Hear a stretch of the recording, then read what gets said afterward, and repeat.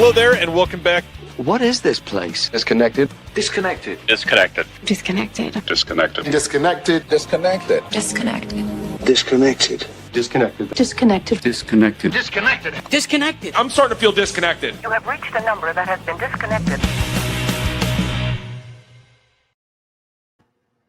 Hello, everyone, and welcome back to Thursday Night Reconnected. It's the first Thursday of December, which means the good doctor's here. Will, welcome. Hey, man. How you doing? Oh, my goodness. What? What are we looking for? I was trying to get you're streaming vertically, and I was trying to get my screen to be landscape. All right. So I think we got it.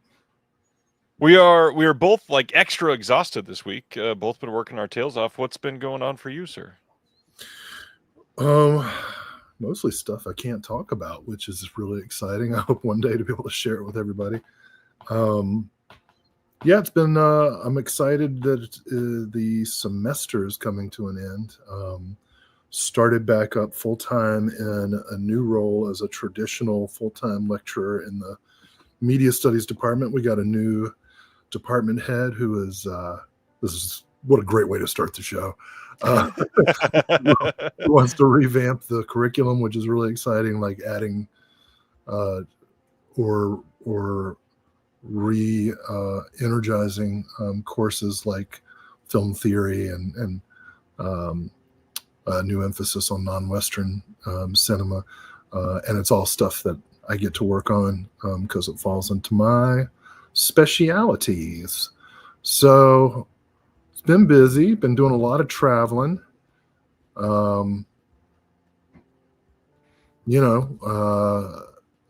Started tabling for Severin at horror cons this year. Did 2 in the last couple months, signed up for 3 more already for 2026. I know you just signed up to do one in 2026. Yeah, if anybody's going to be in Kansas City for Crypticon next August, we'll see you there. So it's just been, kind of rolling out of your Thanksgiving episode. I'm really, really thankful personally for some of the experiences I've gotten to have this year, even as we've dealt with some tumultuous and, dare we say, troubling issues in the world. And that is putting it mildly, even. Trying to focus on the positive in the hopes that will push out some good vibes into the world. I don't know. Well, speaking of pushing out good vibes, Josephine wants to know, what's your favorite sewer scenes in movies?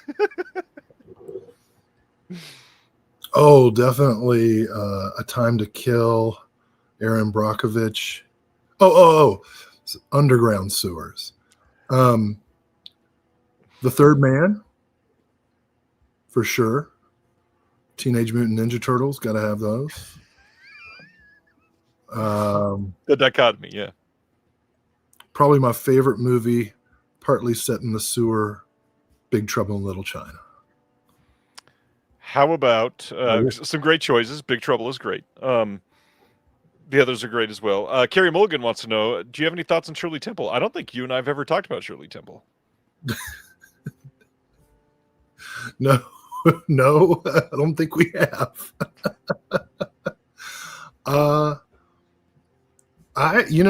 Her adult movies. Let me make that clarify that. The movies she made as an older person. Fort Apache, the John Wayne film. Henry Fonda, love Fort Apache. Yeah. I don't think I've seen many child Shirley Temple movies. I certainly saw a lot when I was a kid because my sister loved her, but not a lot in a very long time. Yeah, that's a disappointing answer, isn't it? But no, I mean, like, a lot of those movies are, got a bunch of racist shit in them. So Tons, yeah, tons. Let's get into some. wait, what sewer movie? What about your sewer? When I saw Josephine's question, the first thing that came to me was Chud. Like, I feel like you have to mention Chud. Sure. It's the obvious pick here. Big Trouble is another really easy go-to for me.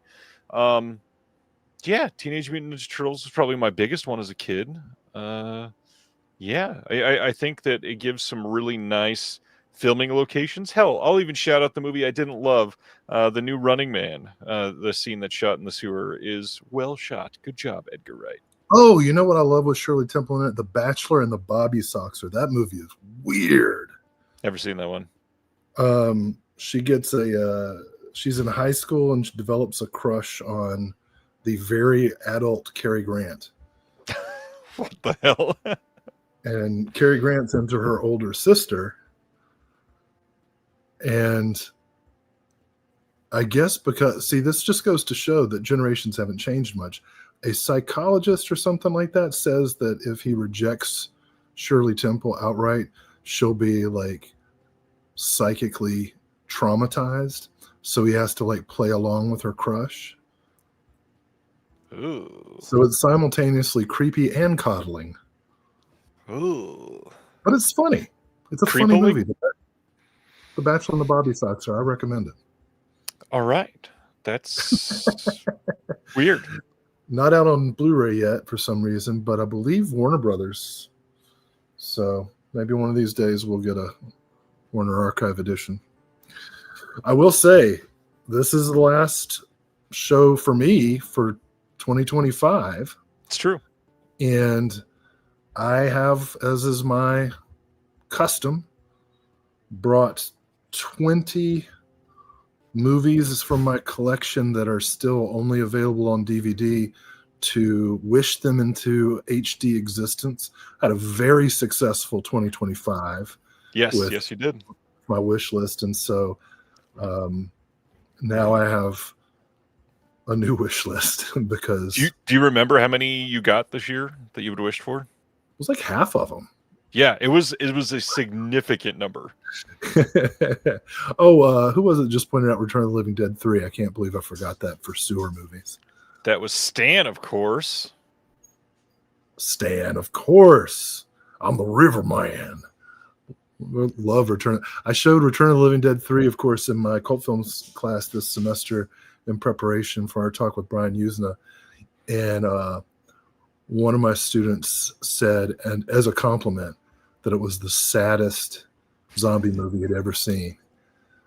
Like the love story, you know? And, yeah. Not true. The saddest zombie movie ever made is the Fangoria movie I mentioned last time, iZombie. That shit is so... Anybody who can watch iZombie without crying during the final scene is a monster. An absolute demonic monster. All right. Let's get into DVD wish list time. At the end? You want to do that now? Yeah, let's do it now. Everybody's all excited about it because you brought it up. Are they really? Okay. Yeah. I'm holding up a giant mug here. I want to let people know because I know there's always speculation about what kind of substances are coursing through my bloodstream. Yes, tonight he is drinking his own piss. I am continuing my so supportive. I'm continuing my sobriety journey, my off and on sobriety journey. I am drinking a tea made of what's that stuff? It's lemon and ginger, like some kind of Wiccan. That's what I'm doing right now. I'm a freaking warlock tonight, drinking this tea made out of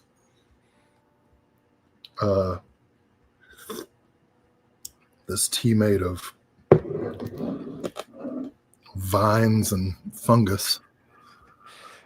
Before you name any of the wish list titles, do you remember any of the big ones that you would wish for last year that came true this year that you want to shout out? I can't remember. some of them I can't even remember if they were on the list last year because I've done it like 3 times now. Yeah. But Wild Style got announced, Sex and Fury, Shit, what else? I don't even know. It was so many. I'd have to go back and look at the show because I do believe we did that at the very end of the show last time, so it was like 4 It was in the morning. delirious. Some of the ones in my stack were definitely there last year. I added some new ones. I wanted to keep it at 20, so I cut out some of the ones that I wished for that I have not gotten yet, like Pennies from Heaven, Brother, Sun, Sister, Moon, stuff like that. And all of these are no HD releases, right? Nowhere in the world. As far as I know, I looked them all up, and so if anybody knows of an HD release that I have missed, please put it in the chat. So you want to do that first before watches and Hell yeah, let's do it. Otherwise, that'll get lost. did you bring some? I told you I did not bring any. No, it's just me. This is all about you, buddy. Oh my gosh. All right. Well, you want me to start? Let's do it. I've got them in a stack. So for those in the podcast, you won't see this, but I'm holding up the DVDs for the viewers at home. First one, Rudolph Mattei's noir classic DOA. I don't even know. It's in the public domain. At the very least, film masters should have put out a damaged version. This needs to be. I hope that the reason it hasn't come out yet is because someone is trying to find the best elements available and do a serious 4K. Would love to work on this film. This is one of my favorite noirs of all time. I'm assuming most people know what DOA is. A man finds that he's been poisoned and he has a day to find out who did it before he dies. Doesn't get more noirish than that. It's pretty great. So that's number one. Number one. Number two. Cheating a little bit, a box set, but I've said that. I know I've said this one several years in a row. Where are the Hanzo the Razor movies? Yeah. Come on, people. I believe there is a rumor that Criterion owns the rights to these, and That would be great. they're just sitting on them at the moment. Well, they're also fairly controversial since, well, y'all just look it up. I don't want to traumatize anyone by describing what happens in these movies. So that's my second title. My third one is another one I've asked. I've already sent Cast Blast to bed. I've asked for this one several times before, and I am looking forward to the possibility of seeing Eddie Deason at a con to ask him to sign my copy of Midnight Madness. Frickin' Disney. The best movie Michael J. Fox was ever in. Prove me wrong. And that's only because there's not a Spin City movie. Next, this is one that I have recommended, hint, hint, to a certain boutique company that likes to look for obscure international films. That is Norwegian Ninja. Great movie. Funny, action-packed. And because it's Norwegian, there is dark drama to it as well. Existential. We talked about a few months ago. Mm-hmm. Yeah. Okay. That's what I thought. I'm pushing it hard. Norwegian Ninja. That's great. Okay. Next up, speaking of drama, an overlooked film with Robert De Niro, not related to hunting deer, but instead crashing semi-trucks. It's called Jackknife. Good title. Good title. Yeah, it could be any genre you can think of. Coming to Melusine 2026. Next up, these are in no particular order, which I probably should have thought about. But next up, this is a film by a multi-hyphenate talent who I love and I'm obsessed with. That's right. Dolph Lundgren directs and stars in The Russian Specialist. This movie's actually badass. He plays a Russian assassin. The end. Great. Got it. Some great action. Good story, good solid writing. This is the best movie I think Dolph Lundgren has directed. It shows that he's a legit director. Next, not a good movie that Silent Mandible read about Hands Up the Razor. Yeah, I know. But, it's historic value. All right. Speaking of Hands Up the Razor, Screwed.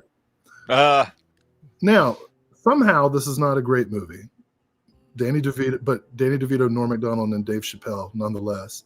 And it is something like a screwball comedy, which is probably why it's not great, because it does not play to Dave Chappelle or Norm Macdonald's strengths. Not at all. But they clearly seem to like what they're doing. And look at the paint job on DeVito's dye beard there. That's great. It's brilliant. What is this from, like 97? It's got to be around there. It was right before Dirty Work, right? Okay, it's 90, 95, 96. I think it's worth rediscovery. Not a classic, but maybe one day it'll find its audience.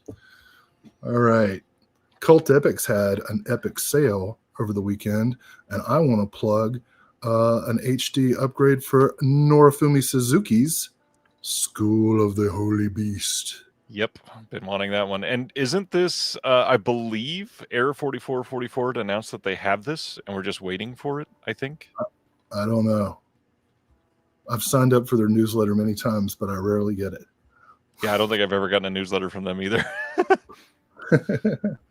So somebody, all right, I'm going to take a sip of my concoction. Well, while you share that, I'm going to share one of my pickups since you brought him up. I did a Will Dodson make me proud moment. I got in Dolph Lundgren's Dark Angel on 4K. Is that a reversible cover? It's not. So I can't get it. It's got to be called I Come in Peace. I got to admit, I've never seen it, and that's why I bought it, to make you proud.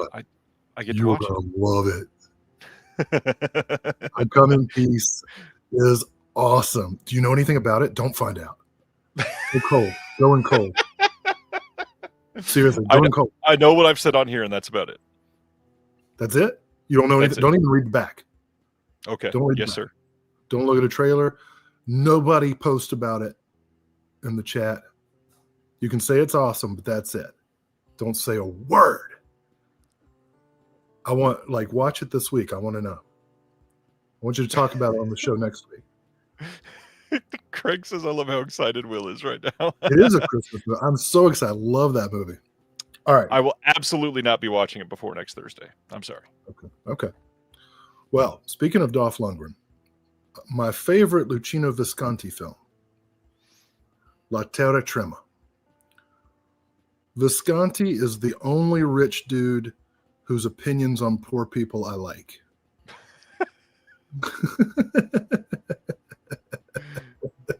And this one's about some fishermen. I love this movie. I think it would be gorgeous, restored in 4K. La Terra Trema, like I said, probably my favorite Visconti. It's got a good critical reputation, so I can't really say it's overlooked, but I don't think it's the first film that people think of when they think of Visconti.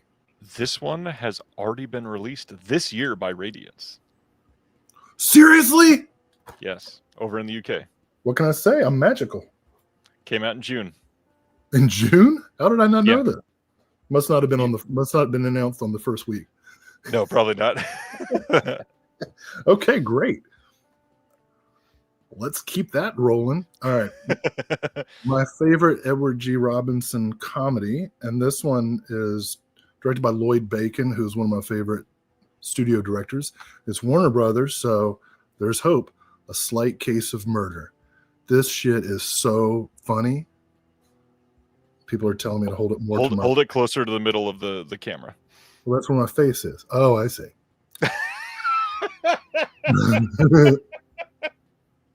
Slight Case of Murder. This movie is so freaking funny, dude. It's a great cover. Yeah. Edward G. Robinson plays a gangster who's kind of trying to go straight, and he's taking his family to a big party up in New England. But and he's made his gangster minions into like the domestic help, but dead bodies keep turning up somehow. Anyway, speaking of super funny movies, Twin Peaks' James Marshall and Don't Tell Mom the Babysitter's Dead's Christina Applegate in Vibrations. Are we familiar with Vibrations? No. Okay, I will tell you the premise of this one. James Marshall is a musical prodigy who gets into an argument with some ne'er-do-wells in an alley one day, and they cut his fucking hands off. Oh, geez. And then he gets all like, wants to unalive himself. Is that what the young people say now? Not on this channel. So he gets all suicidal, and Christina Applegate is like, "Oh, you quit whining, dude."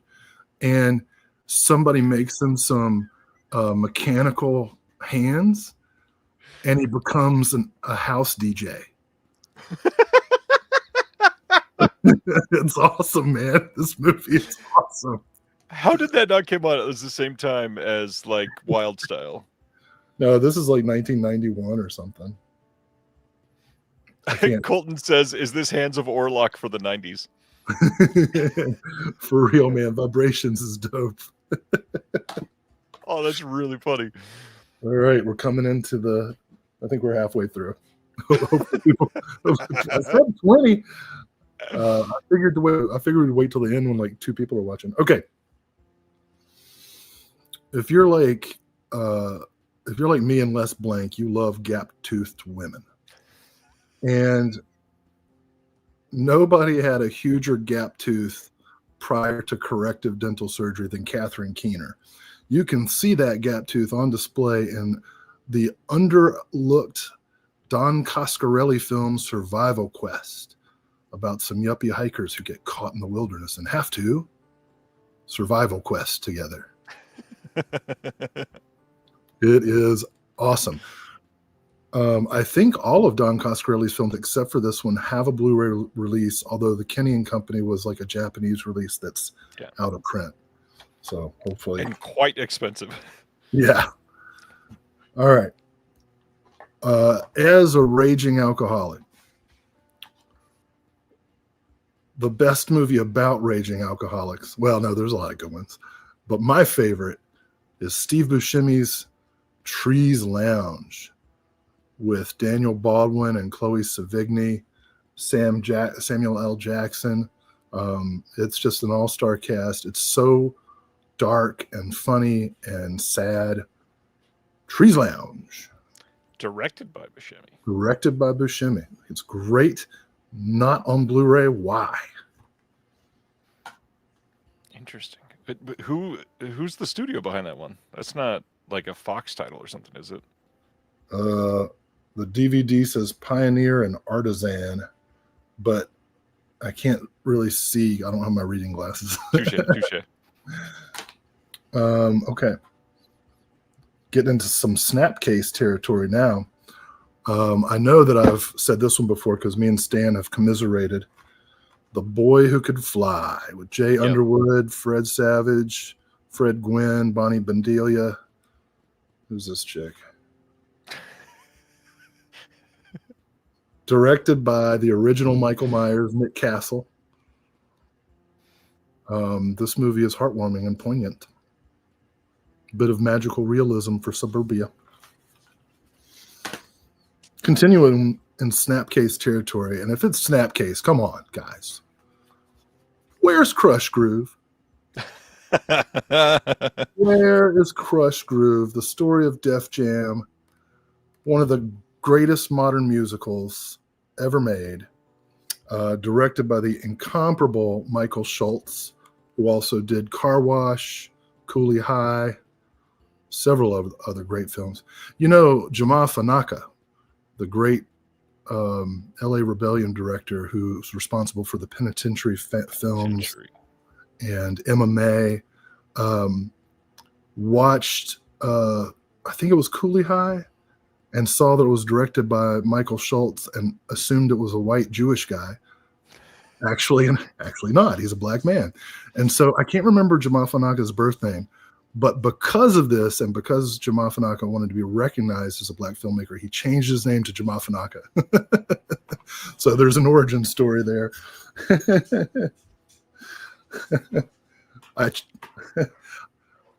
Can I say this? I don't know. I just got an email from one of my favorite guests you ever have, who said that they don't own many VHS, but Vibrations is one of them. So take that as an endorsement. Can I say who it is? Yeah, say who it is.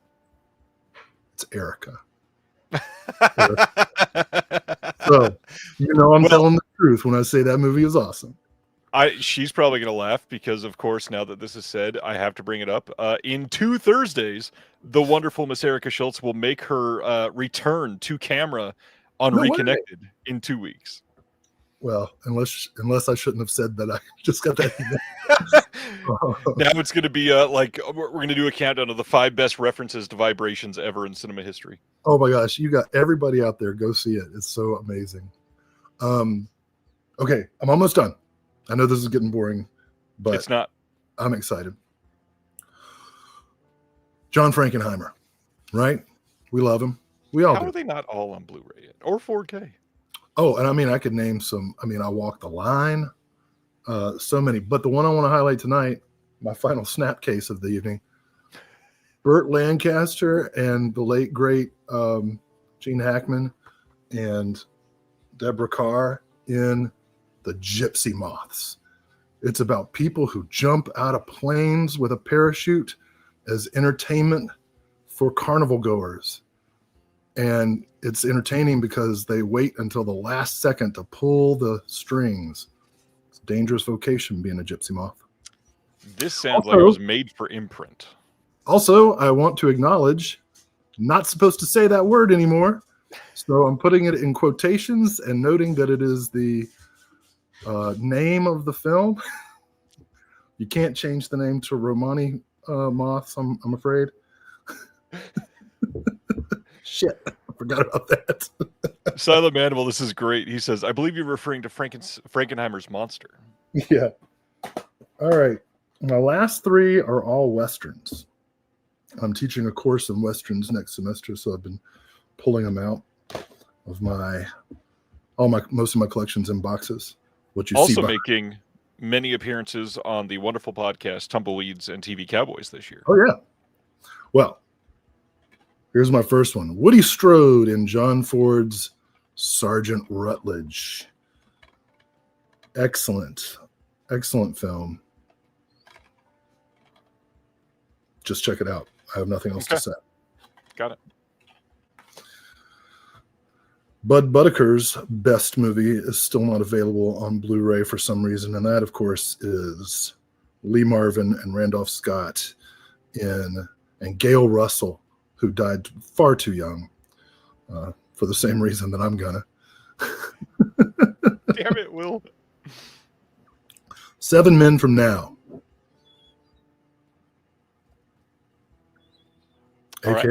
AKA Friday night. Okay.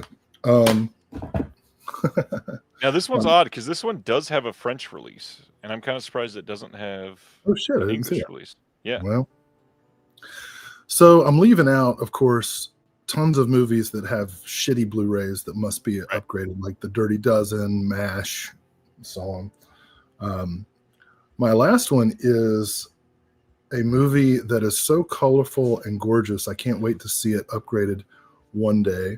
It is a Thai Western that incorporates some of the stylistics of both American and Italian Westerns, but puts it into a distinctly Thai melodrama genre. I'm sure some people are familiar with it, but I'm always surprised at how few. Tears of the Black Tiger. You know this one? No. Gorgeous movie. As you can surmise from the cover, there's a love triangle. But which two are in love is the question. So those are my 20. And then my honorable mention for the 3rd year in a row, my very favorite trauma distributed film. Clint Howard, PJ Souls, Russ Tamblyn, Ross Hagen, William Smith in Merchants of Death. I forgot about that one. Has one. It's a sex trafficking movie, and it's one of those what do you call them? Vanity movies that like some guy funded himself and starred in, and it's great. This guy's daughter gets kidnapped, and he's trying to find her. He's driving around in a camper, and he's enlisted a private investigator who used to be a good cop, but now he's drinking himself into oblivion, and so they're chasing him down. There's this great moment where they've captured one of the henchmen, and they've handcuffed him to the floor in the camper.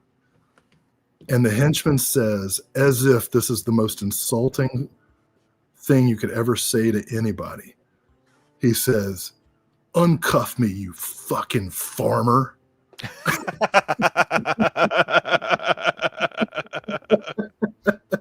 Is the best, man. So Merchants of Death, I hope gets a release. Oh, that's amazing. Thanks for letting me indulge myself. Of course. To give you a moment to catch your breath before you talk about your pickups, I'll go through mine real quick. A series that I've been semi-patiently, also impatiently waiting to start since it got announced is the incredibly high-quality company VCI releasing their new Psychotronica series, and this is volume number 1, and this is Delinquent Schoolgirls, and this one is from 1975. We got a commentary by Bob Miner with Elijah Drenner on this, and then we've got Psychotronica, a dive into cult cinema featurette, some trailers, and then amazingly for VCI, because this doesn't normally happen, they're even double sleeving the wrap, so you have an option for VCI. This is a huge step in the boutique direction. It's impressive, but this is a 2-disc release, another thing that VCI is not normally known for, so kudos to VCI for stepping it up. I hope these are high quality. Literally just got this in, can't wait to check out some of the scans on this. It does say or at least it did when they were advertising online. Let me see if it says it on the back. Yes, restored in 4K from the OCN. Not just scanned, but restored. So hopefully that means they did some proper cleanup and it looks decent. Speaking of proper cleanup and hoping it looks decent, the internet's newest outrage, of course, to some people that are very angry when the movie that they saw 26 years ago in the theater doesn't look identical to how they remember it from their dreams last Thursday. Eyes Wide Shut in 4K. I'm sure most people are getting this in the Criterion sale that is active at the moment still and about to be over. Monumental release. This is one that people have been counting down for a long time. Nice thick booklet in here. 3-disc release on the 4K. Some really solid work got done on this. It is from all like reviews that are people that are not going to say this doesn't look like it looked like when I was 12. It's astounding to look at. 12? The hell? Who the hell took you to the theater to see that? That is a reference. There are people out there that are saying stuff like that, so it's kind of ridiculous. Well, what's the problem with it? Nothing. It's just the color is it's different than the Blu-ray, and so people are going to complain about that because it's not how they've watched it for the last 20 years. Did you see the story about how HBO put up all the Mad Men episodes, but the aspect ratio is messed up, and you can see a guy holding a vomit hose and like a PA holding a vomit hose. It's so funny. And in the video or that they showed from the clip, it's real bad. It's not even like partially noticeable. It is fucked bad. You know what though? I probably wouldn't have even noticed. I would have been like, that's just what happens in an office. The funny thing is it goes by very quickly, but when you pause it, oh man, it's pretty hilarious. The last thing to shout out, 88 Films kind of not like really recognized for what they've been doing, especially for Asian cinema over the last year or so. Branching out to more and more stuff in the US on top of doing stuff for the UK. They just put out this really solid release of Rosa that just came out, and it's a hard box release, nice booklet, 88 films doing a lot of extras. Like, this is high quality stuff. Great. Yeah. Are you 88 films? Are you getting much from them ever? Well, I hope to get a copy of The Hyena soon. You will. It's on the way. Yeah, I got a bunch. Let's see. Actually, I can see got like about 3 shelves worth. So what's that? Probably 40 or 50 titles, mostly martial arts. Inexplicably, I happen to be on the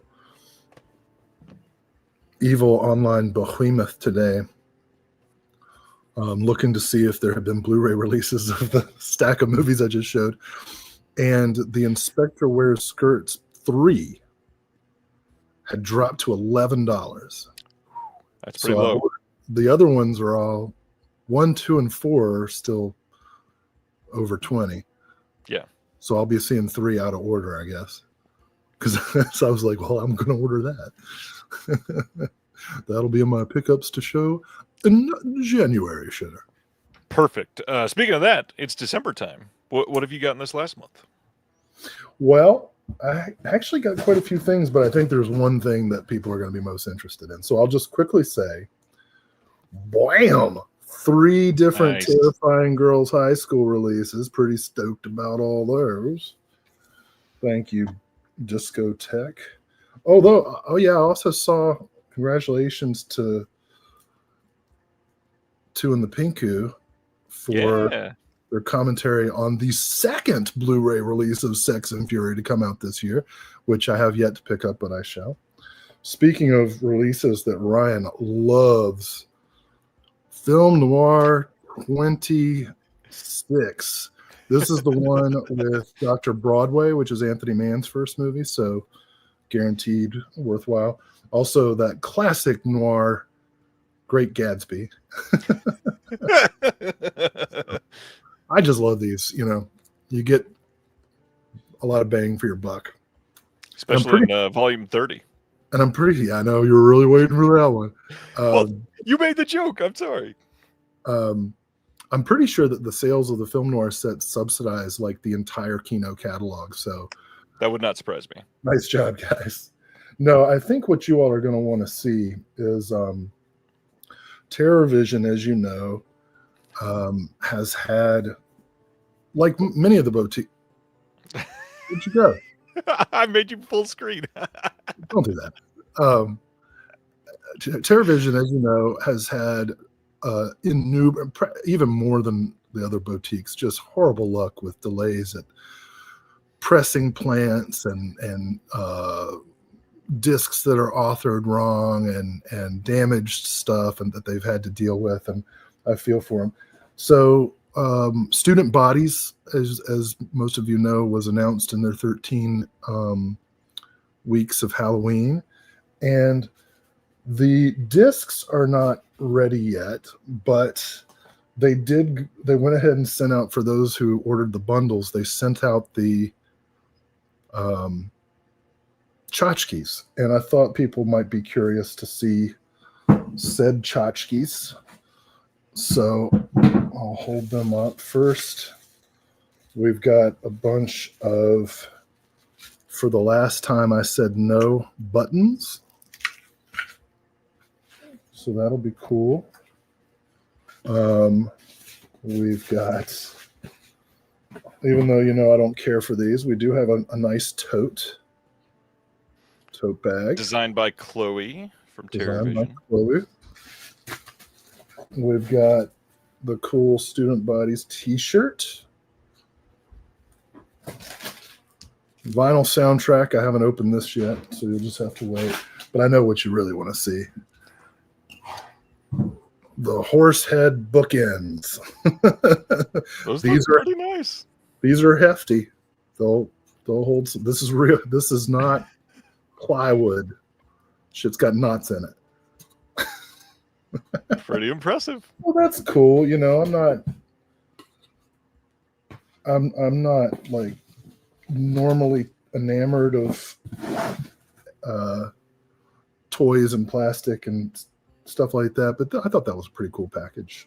Yeah. And of course the bookends are hilarious. So those are my pickups for the month. Got some other things from the Criterion. I'll shout out Altered States. Way to go, Sam Deegan. Like interview on the Heroic Trio, and then commentaries on two of the coolest movies you could get, Godzilla versus Biollante and Altered States. Way to go.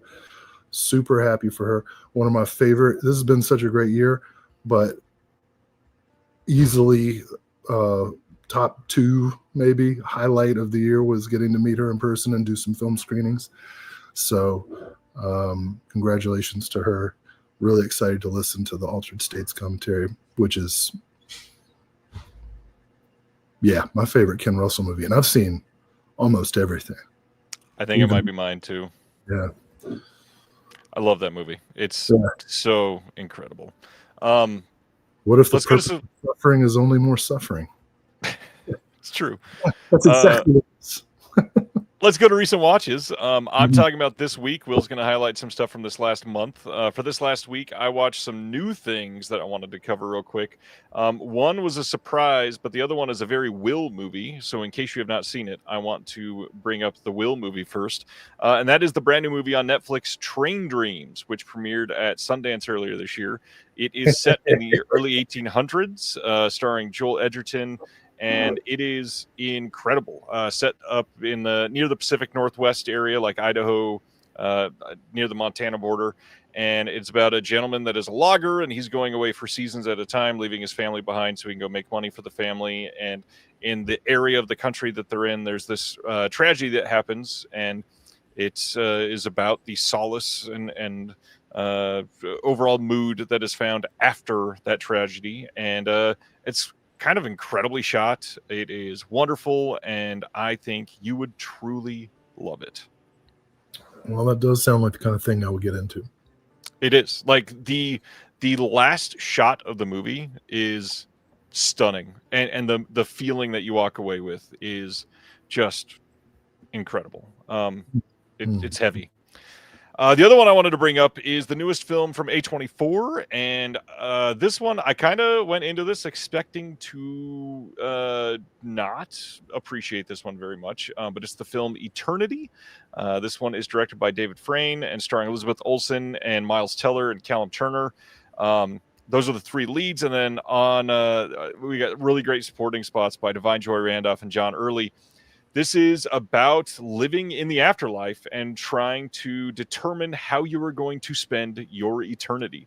I was shocked to find this to be a very faithless movie when it really could have leaned into the religious side of it. And I'm really glad that they didn't. But this movie shocked me. I really thought this was going to be very schmaltzy, and it is in a couple points, but they kind of lean into the tropes so much that it's not. And it is genuinely heartwarming. It's very funny, like surprisingly funny. There are running gags in the background that are just perfection. Like they're advertising different eternities for people to choose. And one of them says like, no men eternity, number 443, full. We're waiting for number 444 to open. Something like that is perfect. I truly thought that Elizabeth Olsen was amazing in this. It was just really well directed, and one that I think a lot of people are going to skip over, but it's worth watching. It is very, very good. What do you got for us? I think you watched a series you wanted to talk about this time, right?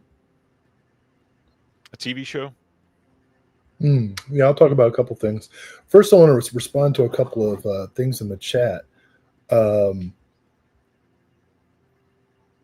With regard to the film, The Gypsy Moths, in case anybody's wondering, the insect formerly known as that has been formally renamed. You have to call it a spongy moth. That's the name. That's the new name, in case anybody wanted to know. Several people pointed out that The Devils might be considered the better Ken Russell movie, but we said favorite. I love The Devils, but Altered States I think is my favorite.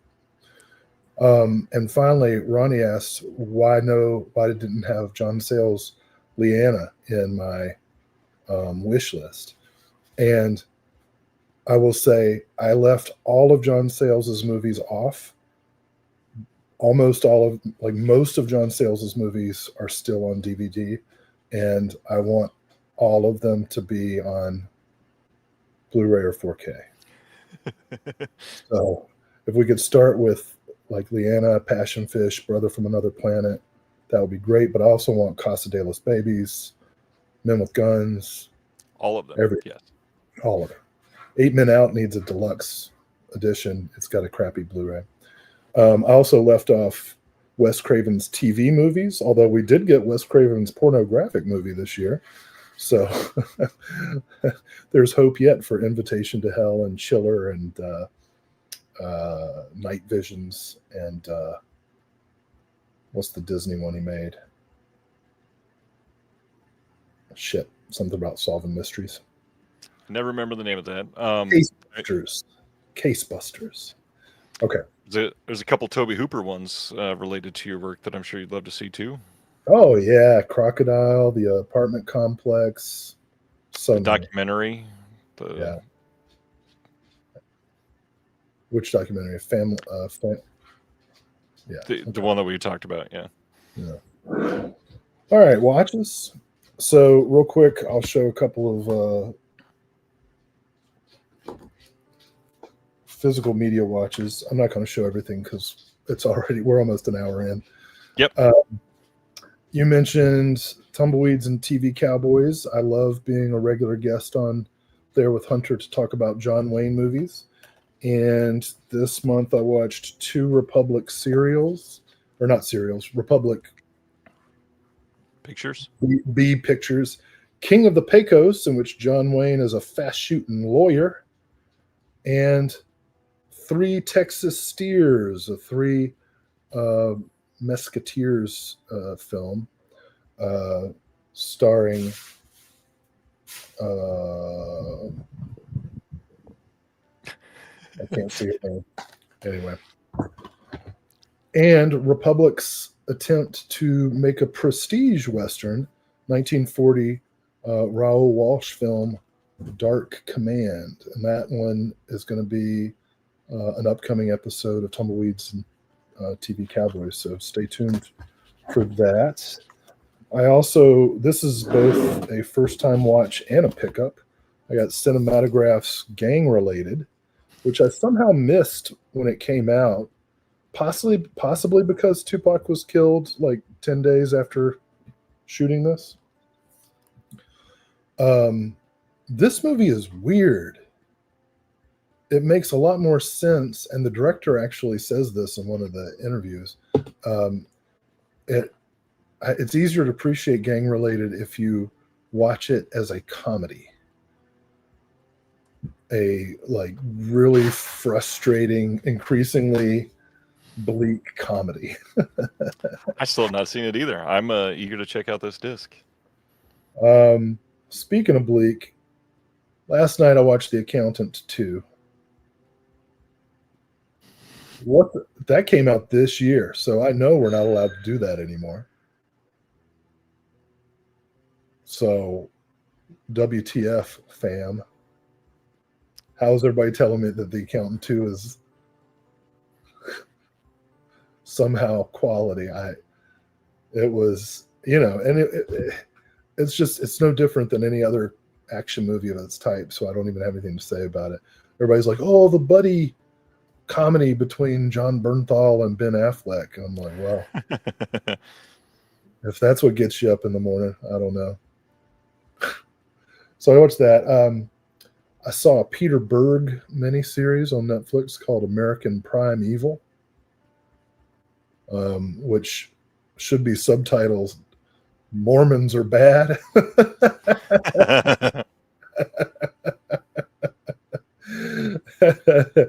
And indigenous peoples are good. Mormons are bad. That was something else. and I'm about to see the final episode of quite possibly the dumbest series I've ever seen. And I suspect AI was used in the writing of it. But it's an Apple TV joint called, God, I don't even know what it's called now. It's set in Alaska. I'm going to have to look it up. This is rough. It's so bad. Apple TV show in Alaska. It's called The Last Frontier. Oh, it's I'm a sucker for snow stuff. I love Of course.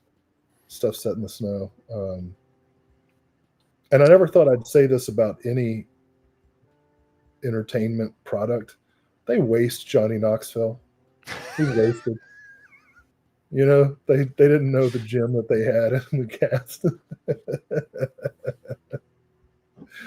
So those are my watches. I will not be watching that show. Jesus. So I heard there were some announcements today. There was a few. Yeah. You wanna start talking about those? Kind of done. All right. Well, thanks everybody for hanging out this week. No, let's get into Arrow. Let's talk about politics. I'm all right. So let's get into these. Coming on February 2nd in the UK from Arrow is the Sauna collection. This covers films from 2023 and 2024.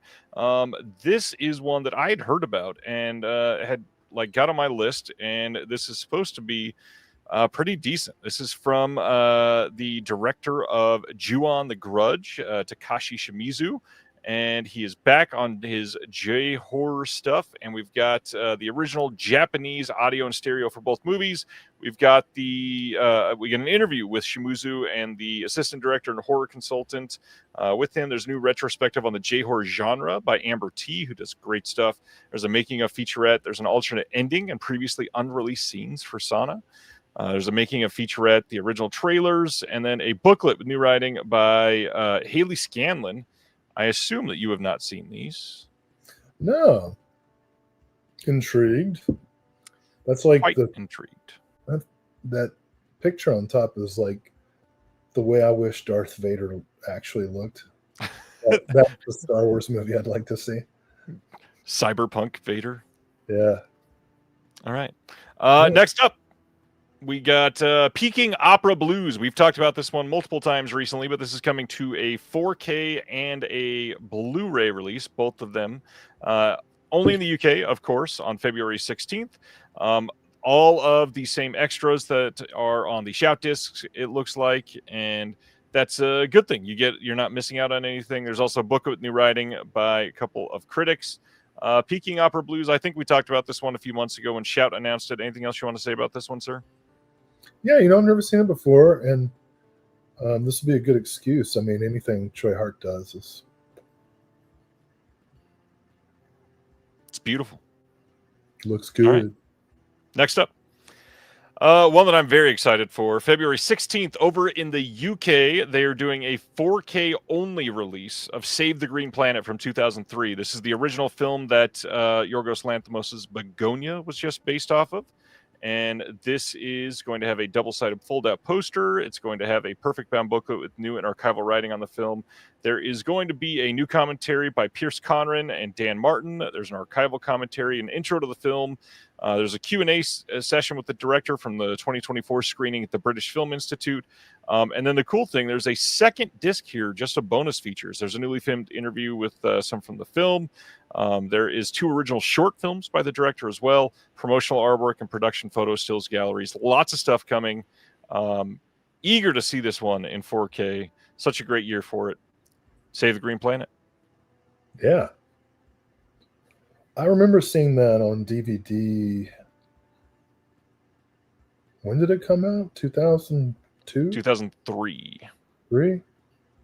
So I must have seen that like in the mail Netflix, DVD by mail Netflix days. And I remember thinking it was a pretty solid flick. I haven't seen Begonia, of course. because I just cannot get out. It's to very good. Yeah, some people have said that.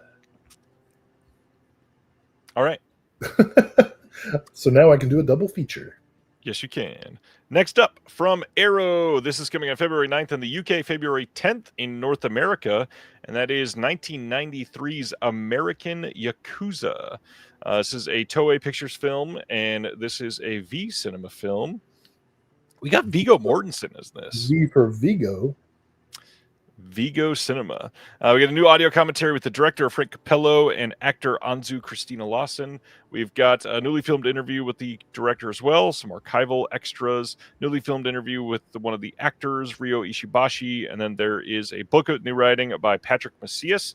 I have only ever heard about this movie in passing, never gotten a chance to see this one, but it feels like one you probably saw. Did you see this? Never did. Never did, huh? I've seen all the American Ninja movies, but I don't think they're connected. Speaking of that, just this week, I had the incredible opportunity to talk to Mr. Sam Furstenberg. You talked to him? I talked to Sam Furstenberg. Did you mention Josh Becker? I did not because he had to run. However, we're going to talk about it. I've got his email. We're still talking. It's cool. Yeah, I got his email. Sam Furstenberg, you're a hero. We all love you. He is Next a hero. Coming on February 16th in the UK, February 17th in North America, The Visitor on 4K. This is from 1979. This has had some HD releases before, but this looks to be the way to go. Brand new 4K restoration of the 109-minute European version from the 35mm camera negative that Arrow did themselves. We've got a new audio commentary by BJ and Harmony Colangelo. There's a new visual essay by Megan Navarro. New visual essay by Willow Caitlin McClay, incredible author. We've got some archival extras on here, and then a book with new writing by Mark Edward Hook and Richard Cadry, Craig Martin, and Mike White. Tons of people on this one. I remember seeing this years ago and enjoying this one. Have you seen this one? Well, I don't think I'll be spoiling anything by saying it's pretty weird. It is a weird one. This is one of the more off the wall movies. This one, maybe they're most of the surprising announcements for some people. February 23rd in the UK, February 24th here in North America. There's a 4K coming of 1973's Westworld. Before the show, of course, the movie. New commentary by Daniel Kramer. There is a newly filmed conversation between Richard Benjamin and Larry Karaszewski. Interested to see that. New video interview with James Brolin on this one. New interview with Paul N. Lazarus III. New appreciation of the film by Alexandra Heller Nicholas. Some archival extras on here. 48-minute pilot episode of the 1980 follow-up TV series pilot. We've got a collector's booklet with new writing by David Michael Brown, Priscilla Page, Paul Anthony Nelson, and Abby Bender. Will, tell me why you love or hate this. I've never seen it. Wow, that's a surprising one for you. I agree. It's a inexplicable blind spot. I just never got around to it. So this looks like the edition to go for.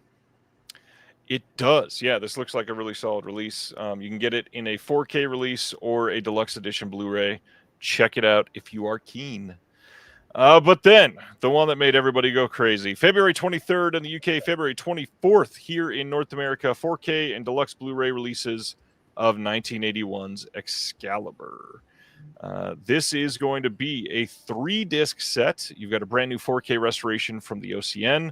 There is both the 141-minute theatrical cut and the 120-minute TV version of the film.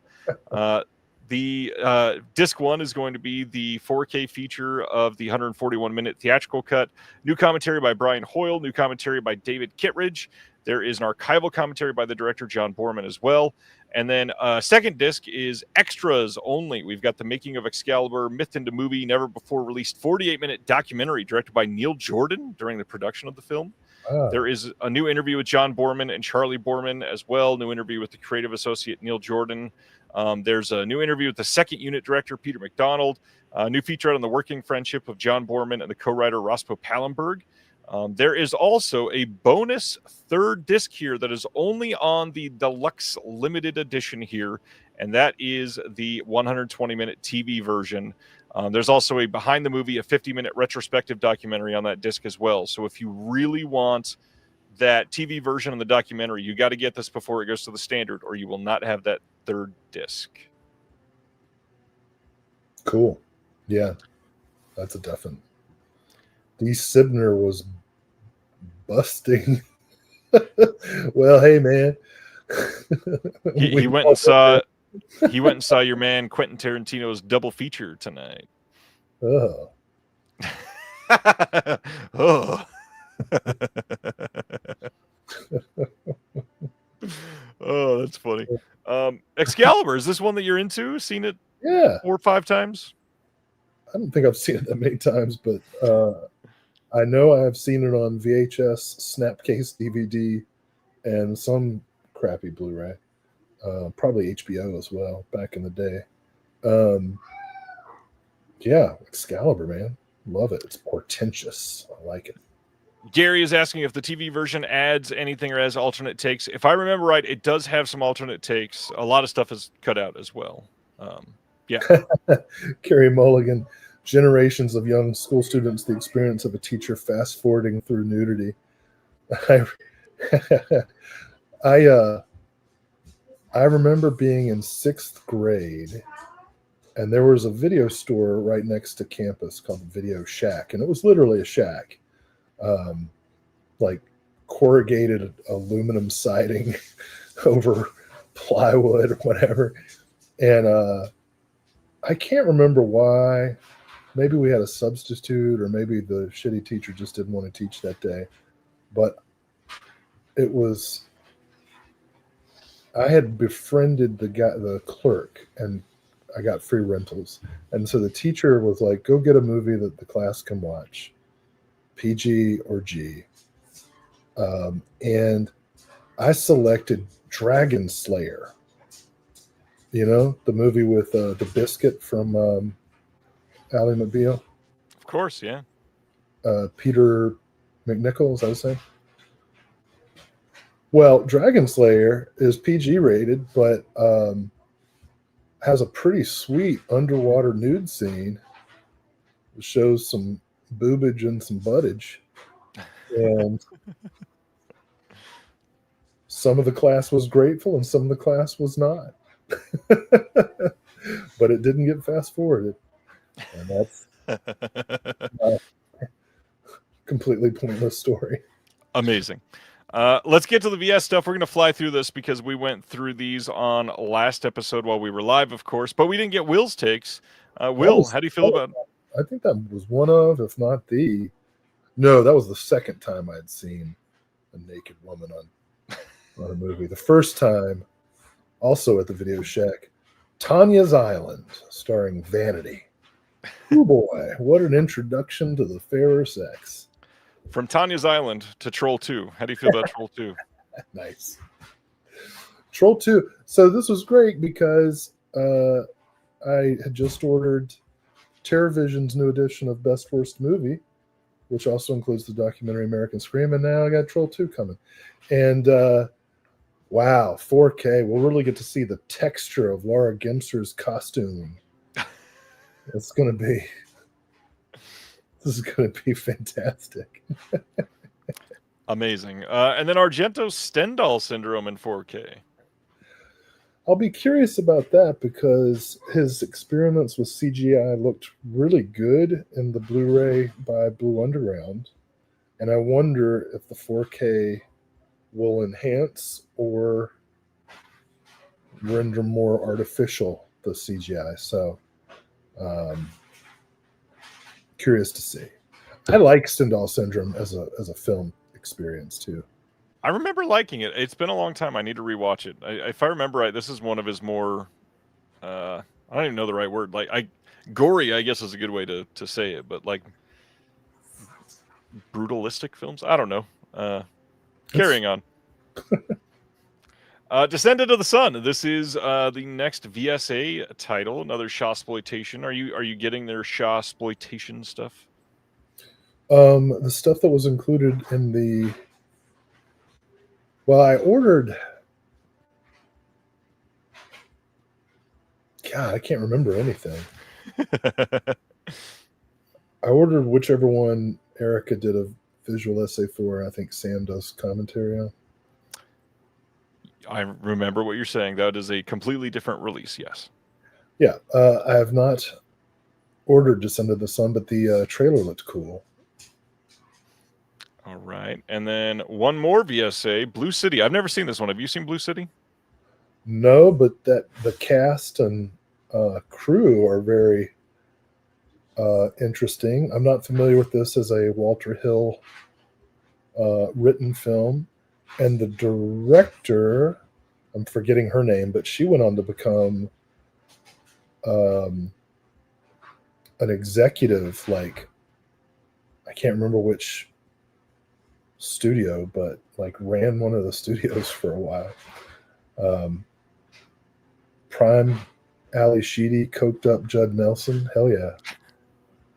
Amazing. Well, I guess they're all coked up. Then we got the already sold out New Rose Hotel. Second Asia Argento film of the month. Abel Ferrara. This was another one that was on like my silent wish list because I've got it on DVD. And it is, even for an Abel Ferrara movie, it is hard to follow. So I'm looking forward to watching it again. This is, I mean, Christopher Walken, Asia Argento. Come on, Willem Dafoe. Are you kidding me? So nice. I am not shocked that this sold as well as it did. It's got a lot of names attached to it. And the fact that they got a brand new Willem Dafoe interview, kind of legendary for Vinegar Syndrome here. Yeah, I did. Yeah, I ordered this one for sure. Then, of course, this one too. the Distribpix title that is coming out is the adult version of Jekyll and Hyde and the Erotic Adventures of Zorro. Yeah, that's another Snapcase DVD that I have. So I was like, these aren't, essential viewing or anything. And I was thinking to myself, oh, I could get rid of the Snapcase DVDs. Oh, I can upgrade to Blu-ray. And I still save shelf space because it's 2 Snapcases that I'm getting rid of. That are both thinner compared to this giant, thick release you're getting. Oh, is it one of those big? I got a bone to pick with these big boxes. Don't we all? Don't we all? Death Crocodile's the exception. Their limited editions look like they're sleek. They should, yeah. They get their own space. Then we got some catalog slipcovers for Thriller, A Cruel Picture, Texas Chainsaw Massacre Part 2, and Orgy of the Dead. I imagine you did not partake in these. I like the Orgy of the Dead one. I don't really care for the other ones. Maybe if it had been the Breakfast Club parody. That would have been perfect. They probably couldn't get the rights for that image. Yeah, that Thriller one, I don't know. Well, I've got the original big release, so I don't think the slipcover really does nothing for you. Does it for me. Then, of course, they put out their deluxe LED VHS of Demon Wind, and you had to order 3 of these. I guess I could put that Thriller slipcase on my Synapse edition. Did you get that one too? Yeah. Well, the Synapse one came out first. It did, just barely. Yeah. So, of course, I snatched it up because I'm a fan of the film. And of Synapse. You get a lot from Synapse. I have almost the complete Synapse catalog, yeah. Except for that remake. I'm missing some of the stuff that's DVD only still, but all those Impulse Picture titles, you got all those? I only have a few Impulse, but basically my Impulse Pictures are films directed by Norifumi Suzuki or films starring Christina Lindbergh. Those are the Impulse. That checks out. Then they put out all these shirts and merch. A couple ones that I would genuinely be interested in. I haven't bought any Vinegar Syndrome shirts or anything in a long time, but the big one for me, I'm really digging this yellow tinted one with the Reels of Fire shirt. Yeah, It's fun design. yeah, that's cool. They Like also the- did the screen print of the Vinegar Syndrome Swordstress, and then they've got this red Real Skull trash print and the new skateboard deck, and then Mise en Scent candle. I mean, I'm sure it doesn't, but if it did smell like vinegar, that would be cool. It would be pretty funny. Cinematograph has a new fanny pack and a sticker, and then we've got this Vinegar Syndrome air freshener that smells like trash. I don't know. Then we get to talk about this next title, and I don't even know how much you know about this because it's related to us. We get to talk about someone's favorite doing something on this eventually. Coming at the end of winter 2026 on Blu-ray this coming year from Petroglyph Media will be Diablo Rojo. This is from 2019. This is based on a legend of La Tulivieja, Panama's first horror film, takes viewers into the dark heart of the Chiriquiri jungle, where bus driver Miguel, played by Carlos Carrasco, and his companions find themselves hunted by an array of supernatural forces, witches, cannibals, winged demons. This film swings for the fences and delivers. And Petroglyph Media says, well, while Diablo Rojo is easily accessible via multiple streaming services, he wanted to thoroughly enjoy it, so he couldn't bear to have that be its sole viewing option. And it's his intention to get better with each new release. A small bounty of special features is being planned. And of course, like our first release, this one will also have limited edition slipcover featuring new artwork. I'm expecting to have this one ready before the end of this coming year. And yeah, we are helping out Petroglyph Media with some stuff on this release. That's the first I've heard of this. What am I doing? It's not, but I understand that you forgot. Supposed to do something? No, I'm mostly helping production stuff behind the scenes. We did talk about it, but I'm helping with some interviews and such. I'm like an actor. You hand me a script, I'm just like bullshit, bullshit, bullshit. My line, my line. That checks out. But yeah, this is really cool. Panama's first horror film coming to home video. We have not ever, I don't think in the history of the show talked about one of his new releases, but Hal Hartley put out his newest film, Where to Land. This is out available now on Blu-ray. It's also got a 36-page booklet with behind the scenes photos from the production of the film, an interview with Hal Hartley, plus an excerpt from Our Man, the first draft of Where to Land. There's also a documentary called Making Space, the making of Where to Land, that includes interviews with the cast and crew during filming. And I'll just say, I am still out there looking for the very out of print trilogy that he's got on Blu-ray. Not the Long Island trilogy. What's the other one called, Will? I don't know. I thought you knew this one. Didn't we talk about this before? Are you not a Hal Hartley person? Am I misremembering? I am. Actually, I just stood up to show off the 3 Blu-ray box sets I got when he was doing a sale on his website. Okay, so I was talking about the Henry Fool trilogy. Oh, thanks, Terry. Terry just brought it up. Oh, yeah, that one. That one is very out of print and goes for like $250 on eBay. Oh. Yeah, I like how my favorite film, I think, is No Such Thing from him. What's the one he has where this dude is puking on this girl's butt? I can't remember. Is it Apologies? Maybe that's Henry Full. I don't know. Yeah, Hal Hartley. So this is new stuff. That's great. Yeah. Let's check it out. Yes. For those wondering about the price, it is $35. My only complaint, if you're watching Hal, is you put out these Blu-ray sets, but they're in DVD size boxes, which causes problems on the shelving. So now that you've listened to Will, give us a call, Hal. We'll help you get it fixed. I mean, yeah, I got to put them next to the cinematographs. That doesn't make any sense. Are your shelves exactly sized to Blu-ray cases? Well, yeah, you want to maximize how much you can get, how much you can store. Like if you, most of these shelving units, right, are adjustable. Yeah. And if you size them all to regular size Blu-rays, you get an extra shelf. It's true. At least one.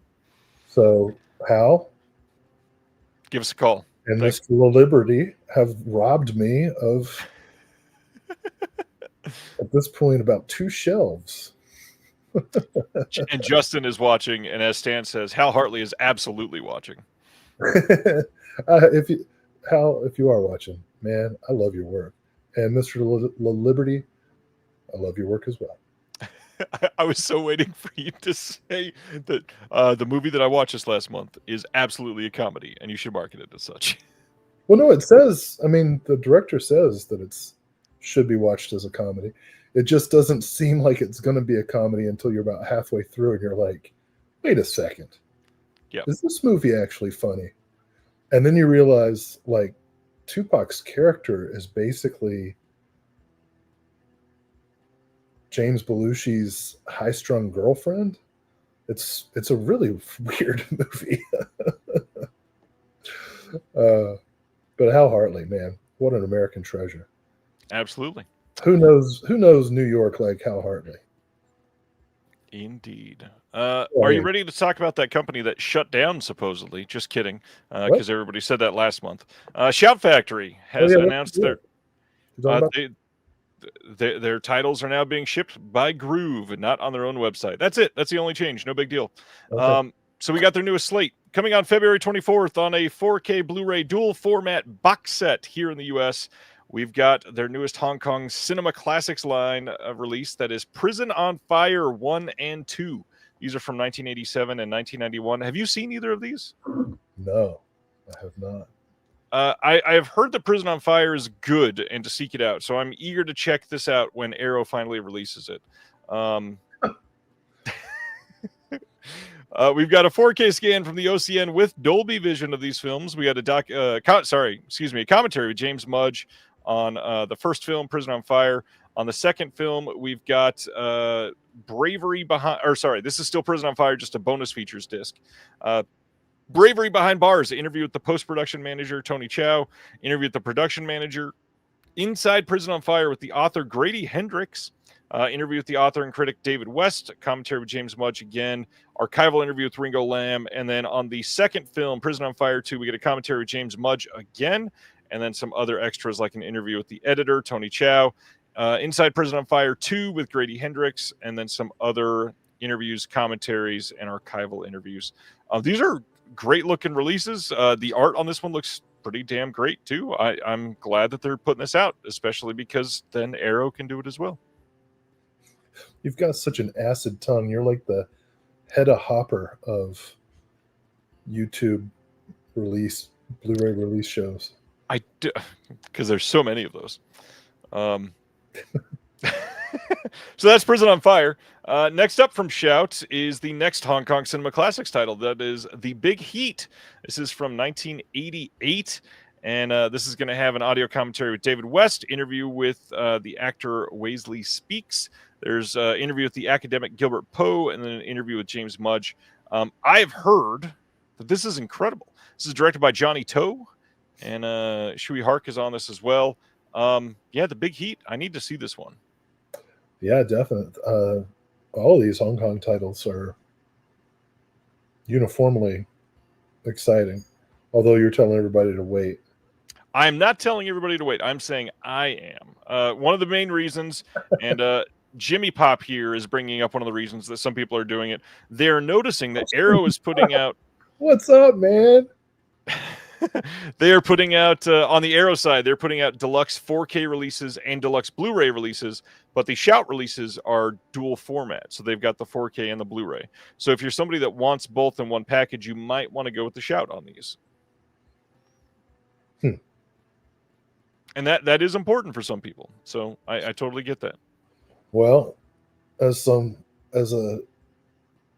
media studies professor working in underfunded facilities, it took us forever just to get Blu-ray players. We will never get the capability of playing 4K. I assumed not. So just as the dual format Blu-ray DVDs that Criterion put out back in the day were so vital for educators. The 4K and Blu-ray dual formats are the same way. Of course, educators are probably not the primary. Well, actually, we probably are a pretty good demographic for people who buy these things. So, because all educators are after a brand new 4K steelbook of Nightcrawler that looks like a completely different movie than it actually is. February 17th, that is when we're getting this. I adore this movie. I think this movie is genuinely a modern masterpiece, and they are pitching this on the steelbook as being like two Night, two Crawler, and I don't understand why we are going with this art. It makes no sense when you look at it specifically. Like the fact that there is literally on the hood of the car, which is clearly in motion, still the camera and other gear. What are we doing? This doesn't make any sense. Special features here, as far as I can tell, I don't think there is much new here. We've got an audio commentary with the film historian Joe Van Appen. We've got an audio commentary with Dan Gilroy, the producer Tony Gilroy, and the editor John Gilroy. It's a lot of Gilroys. We've got Making the News, scoring Nightcrawler, an interview with the composer James Newton Howard. And then If It Bleeds, It Leads, Making Nightcrawler. I love this movie. I do not love this art. I wish Styx had done the score. Kilroy. But yeah, that cover is something. I always thought Nightcrawler was like if Donnie Darko had lived. What would he be doing in like 10 years? Yeah. Yeah, great movie. Interested to see how much this 4K improves the Blu-ray, because the Blu-ray already looked nice. But this is a really bad steelbook, and there is no standard announced. So if you want this film on 4K, this is the only way to get it.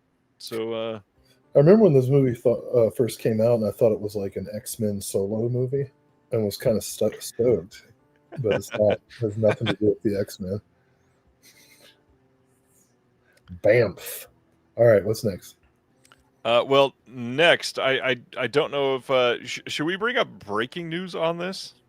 Breaking news. Let me bring down this this thing, and we're going to share a different tab instead for a moment, because this is kind of a big deal. Did they finally impeach the fucker? No, it's worse. Netflix has seemingly won the war to buy Warner Brothers and Discovery. Look at those two. Entering exclusive deal talks. There's some Nightcrawlers for you. That's true. This is potentially really bad for Warner Brothers and the entire catalog. For a company that is not interested in putting stuff in theaters and not interested in putting stuff on physical media, literally as we are live, this is breaking right now. Well, who would you have preferred? I mean, Paramount would have been bad. Paramount would have been bad in the fact that they just got bought by a corporate, but I don't understand this. Like the way that Netflix is ruining modern cinema in multiple ways, specifically how they force people to film things and ruin the visual aspects of it. This is not a great development in any way. Yeah, well, American Primeval wasn't very good. I don't know. If this means the end of Warner Archive, I'll be very sad. I mean, yeah, I don't know how we do this. I don't know. I don't know how the studios last after this. Genuinely.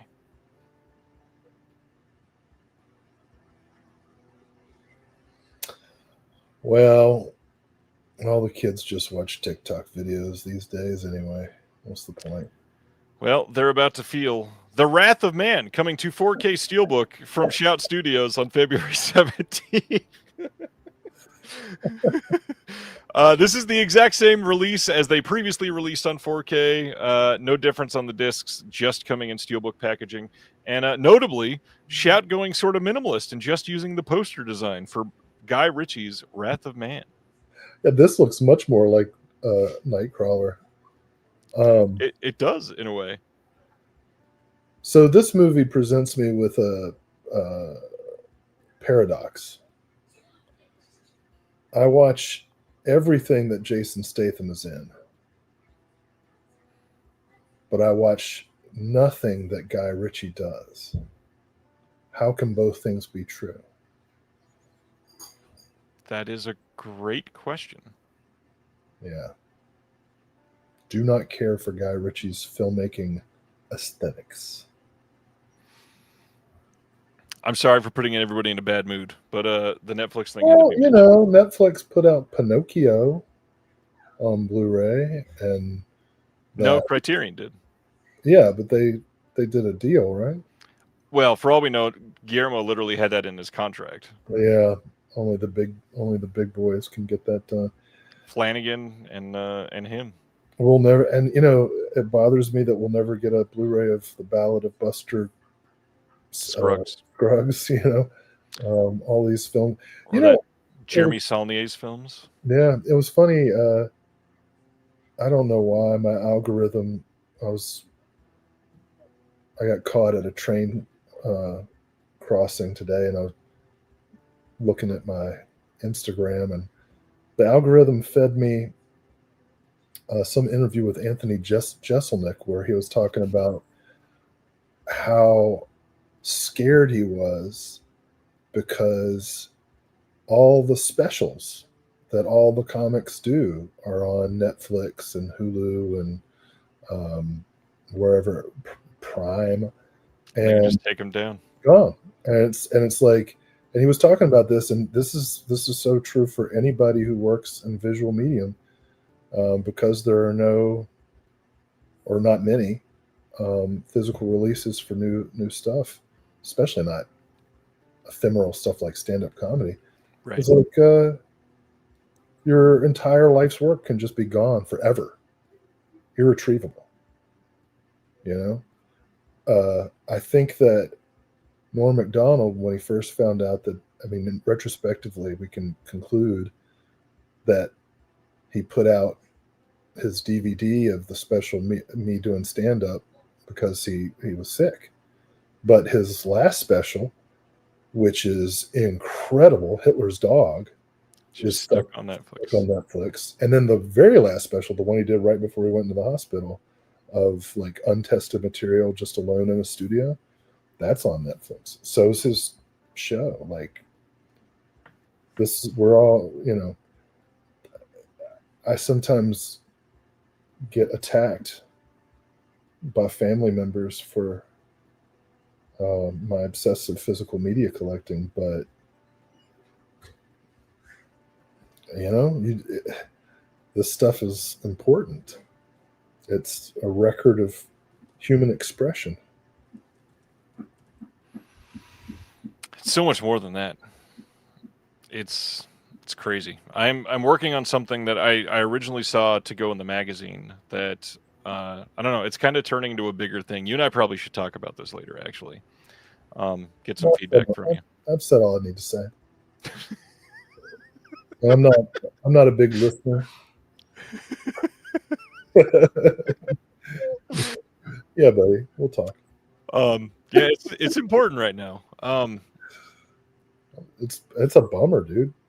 For a little bit of insight, and this is about the Netflix thing, but a little bit about like the broader overall world of not even just like consumerism, really. It's more just like capitalism right now, is that the rich people want to control everything, including what you own. And that in itself is anti-physical media, literally, like by definition. They don't want you to be able to control that. You know, well, the writing process was throughout 2015, but I didn't finish the article until January of 2016, which is important. I wrote this essay called Dead Hands, Vampires, Zombies, and Yuppies from Reagan to Obama, and then in parentheses, and Trump, because I finished the essay right after he got elected. And in a way, his election kind of proved the point that I was trying to make, which was that the yuppie icon and the yuppie lifestyle was originally this, I mean, it was a perverted version of the American dream in terms of its selfishness and materialism, but it was nevertheless still the self-made, mostly men, but also, like Melanie Griffith and Working Girl, right? The yuppie was like this uh, this rags to riches meritocracy, quote unquote, mythology.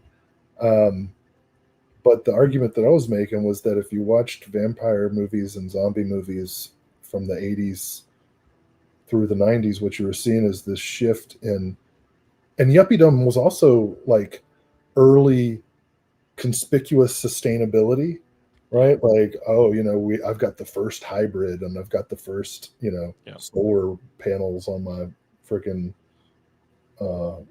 underground house, which is a real thing a friend of my dad had. And but over the years, yuppiedom kind of reconfigured itself into this new kind of aristocracy, generational aristocracy, best represented by Trump and the younger Bushes, and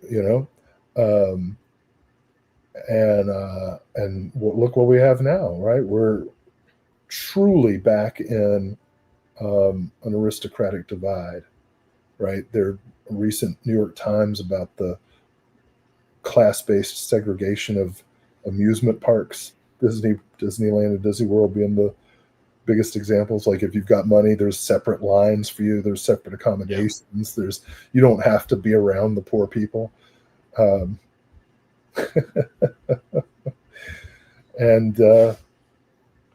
yeah, I don't fault somebody for being born rich, but I fault them for what they do with it. I agree. So, viva la revolution! Off with their heads. Just drop them straight into the dead zone. No. This is coming on 4K Steelbook on February 17th from Scream Factory. Same discs as previously, just coming in a Steelbook. And, the Steelbook was released previously, just was an Amazon exclusive. Now it's available widely. Love the Dead Zone.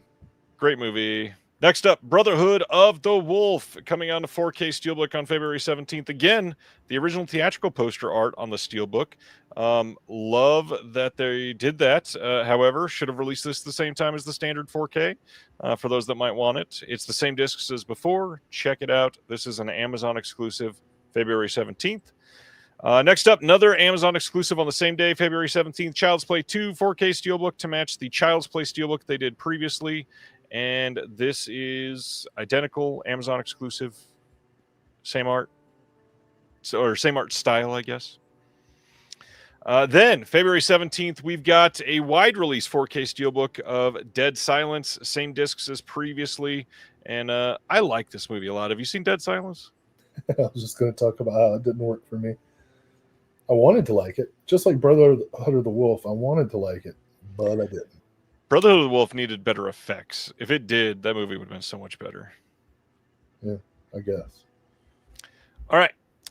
Next up from Shout is the brand new 2025 Deathstalker. This is coming on Blu-ray only on February 17th. I've not had a chance to see this. This did not play in the theaters here, and I was dying to see it. This is supposedly great. We get an audio commentary with Stephen Kostanski and Daniel Bernhardt. We got an audio commentary with Stephen Kostanski, Andrew Appelé, and Robert Hyland. Interview with Stephen Kostanski and Daniel Bernhardt, hosted by Todd Stashwick. Conversation with the VFX supervisor and some others. Behind the scenes look at the skeleton fight, and then a Deathstalker music video. I am imagining that you're wanting to see this at some point. Yeah, I'm kind of shocked. I thought we'd get it at the Alamo Drafthouse or something. But like you, I've not gotten a theatrical. If it did play theatrically around here, Adam just said this should be Deathstalker 4. There actually is a Deathstalker 4 already that has the actor who's in the original Deathstalker. So he's the bookends between Deathstalker 3, starring Warriors from Hell, starring some guy from the soap opera Santa Barbara, I think. And, of course, the superior Deathstalker. Deathstalker 2, Duel of the Titans. John Terlesky, Jim Wynorski, Monique Gabrielle. I have to say, I did post about this in the Discord, and you and I have already talked about it this week, but I must admit, it was a rather weird week with how much you and I have talked about Jim Wynorski over the years. Hearing his voice on the other side of a phone line with having him essentially yell at me this week was such a weird moment for me. Life has gotten very weird. Good for you, dude. Yes. Deathstalker. I want to check this out. Looks really fun. Supposedly the practical effects are great. Next up. Zavvi over in the UK is releasing their own line of physical media because that's what the world wanted. Coming in Q2, they are releasing a 4K steelbook of the never before given this exact treatment, The Untouchables from 1987. They started their new line called Beta Axe because they probably put into an AI name generator and said, that sounds alpha. This is going to be their #1 release, and you can check this out. They've got a deluxe edition.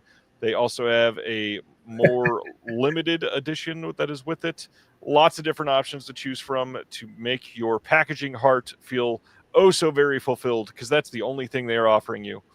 The Untouchables. I tell you what, if you don't know, you Beta X somebody.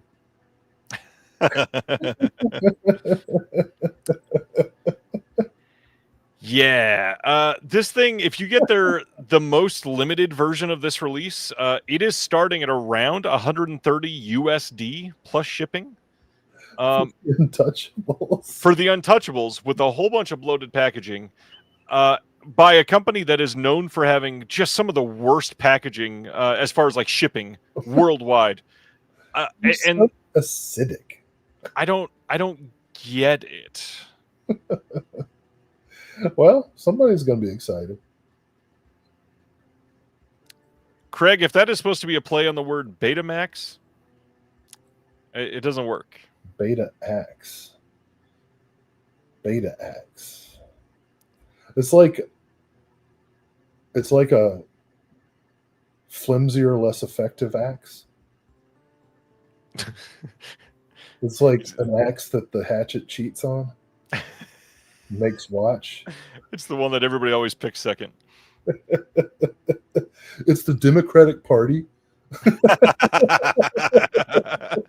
All right. Coming on February 17th on 4K here in the U.S. from MVD as part of their Laser Vision collection, Jean-Claude Van Damme's Double Impact on 4K. The Blu-ray disc in here is going to be the exact same as their Blu-ray disc that they put out as part of the MVD Rewind collection. And the 4K here, nothing new here, but this is a director-approved 2025 4K scan and restoration. Yeah, Double Impact. Tell us, Will. Oh, my God. It's great. It's like The Parent Trap, but with Jean-Claude Van Damme. It's awesome. One of the superior Van Damme films of the era. Easily. Top 3 or 4. And you haven't mentioned who directed it. I mean, yeah. Who directed it? Ryan, do you even know? No, tell me. Seriously, dude? No, I don't know. Sheldon Lettich. I did know that. I don't remember the name, though. Wow. That's all you're going to say? It's just Sheldon Lettich? Yeah, he's a great director. Okay. That's enough of Sheldon Lettich. The only Sheldon I like. I will keep that in mind and not introduce you to anybody else named Sheldon. We'll talk about Double Impact more in a minute and Sheldon Lettich, I guess. Coming on February 3rd on Blu-ray here in the U.S. from Lions Home Entertainment. And if you're not recognizing that name, it's because it's the new and improved, probably not very improved, Mill Creek. They're putting out 10 Rillington Place from 1971. No extras on this as far as we can tell. Any thoughts on the film? I've got the Twilight Time release, I think. Yep. Then there's also an Indicator, right? A stacked Indicator release too. I might have that also. Anyway, yeah, I mean, Richard Fleischer, great filmmaker, super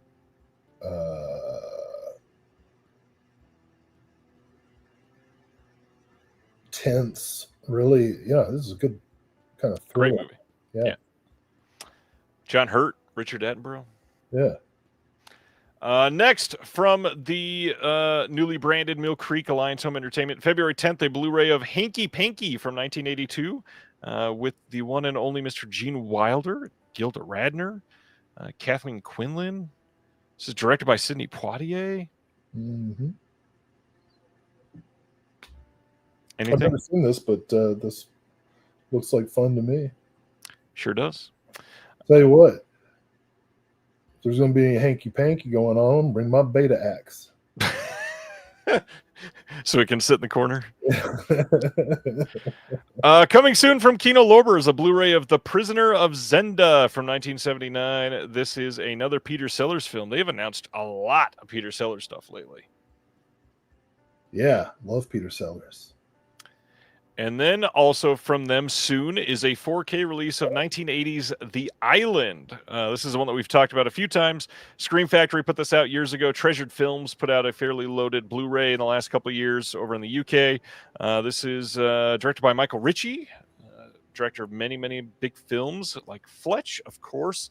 You got Michael Caine in this one, David Warner in this one. Music by Morricone. This is a good movie. I watched this one a handful of years ago. Hell yeah. Loved The Island. This one, I didn't even know this thing existed, but coming on March 10th from Whole Grain Pictures, which is not a company that we hear about all that often. They are putting out The Whitest Kid You Know's Mars from 2024. There is a site-exclusive slipcover from Media OCD, if you go check that out. This is the long-awaited new animated feature film written and starring the legendary sketch comedy group, The Whitest Kid You Know. This has a commentary with the Whitest Kids and director Savan Najarian, some deleted scenes, behind-the-scenes interviews, production diary, live stream archives, lots of stuff as part of this. I like the Whitest Kids You Know. I wonder if this is any good. I was not familiar with them, and then after seeing Weapons, I looked them up to see what a sketch was like and saw Bucket of PCP, I think. Of course, yeah. Were you into it? I mean, it didn't do it for me, but, you know, it's out of context. It's only one sketch, so I'm not trying to slam on it. Sketch comedy, you know, it's hard to hit right. There's a lot of missing sketch comedy. We consider. And apparently, like, the rest of the world loves it. Yeah. So, what do I Literally know? everyone but you. What do I know about comedy? I just like Peter Sellers. Next up, February 20th, a Blu-ray coming from Liberation Hall Records of Soul to Soul, the classic concert. I love that this is right next to The Whitest Kids You Know. It is, yeah. From 1971, this is featuring a stellar lineup of performers, including Wilson Pickett, Ike and Tina Turner, backed by the Ikettes, Santana with Willie Bobo on percussion, Les McCann and Eddie Harris, the staple singers and the voices of East Harlem, as they're joined on stage by a host of musicians from Ghana in Africa. Ain't no axes in here. No, sir. On this, there's a commentary on some of the tracks. We've got a full track listing here if you want to check it out. This is supposed to be pretty great. Yeah. Of course, the Santana song you have to change the title. It has to be Spongy Queen. What a callback. All right, Will's favorite comedy, Full Moon, putting out 2 Blu-rays in March. We got a March 10th Blu-ray of Decadent Evil from 2005 and the March 10th of Decadent Evil 2 from 2007. Have you seen both of these, Will? No, but I'm gonna. You're gonna? I'm gonna. I was making a soul-to-soul joke. Never mind. Next, this is a pretty big deal. We just had an article about this in the Physical Media Advocate. February 20th, getting a Blu-ray release from Lightyear Entertainment of the Diane Keaton directed film Heaven from 1987. Have not had a chance to see this, but the art is something I've been looking at a lot in the last month because of our article. I'm really eager to see this one, actually. This is Diane Keaton's directorial debut, and it mixes clips of how Hollywood has depicted heaven with interviews of celebrities, crazy people, and normal people, all of whom have strange and fascinating ideas of what heaven is really like, how you get there, and what you do when you're there. Recently remastered in HD for the first time, also with remastered sound, Heaven, a film by Diane Keaton, now plays like a poignant farewell to one of cinema's most enduring performers, writers, and directors.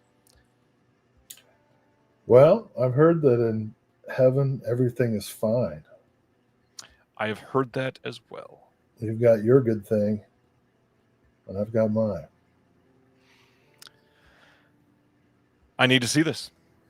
So I like that the tagline is, I think everyone has a shot at heaven, and I'm thinking about Woody Allen. What are the odds? Anybody got the FanDuel on that? Oh, jeez. Next up, from Lightyear Entertainment as well, on February 6th, there's a Blu-ray of Elvis 56, narrated by Levon Helm of the band. 1956 was Elvis Presley's breakthrough year, and this program takes you back, including his early television performances on The Dorsey Brothers Show and The Ed Sullivan Show, and a whole bunch of other stuff through 1956. This includes iconic photos by the photographer who toured with Elvis that year, Al Wertheimer, who captured many intimate moments with him from this one year. Are you an Elvis guy? I love Elvis's gospel music. I got like this 3-disc set of his gospel songs, and I think it's just the best. He's got a great voice. Yeah. I don't know if you've heard, but he was a complicated figure. Culturally resonant in ways that are both inspiring and problematic, most of which were completely outside of his, control or desire. Yep. It's true. This has been a fun talk tonight. Yeah, I guess so.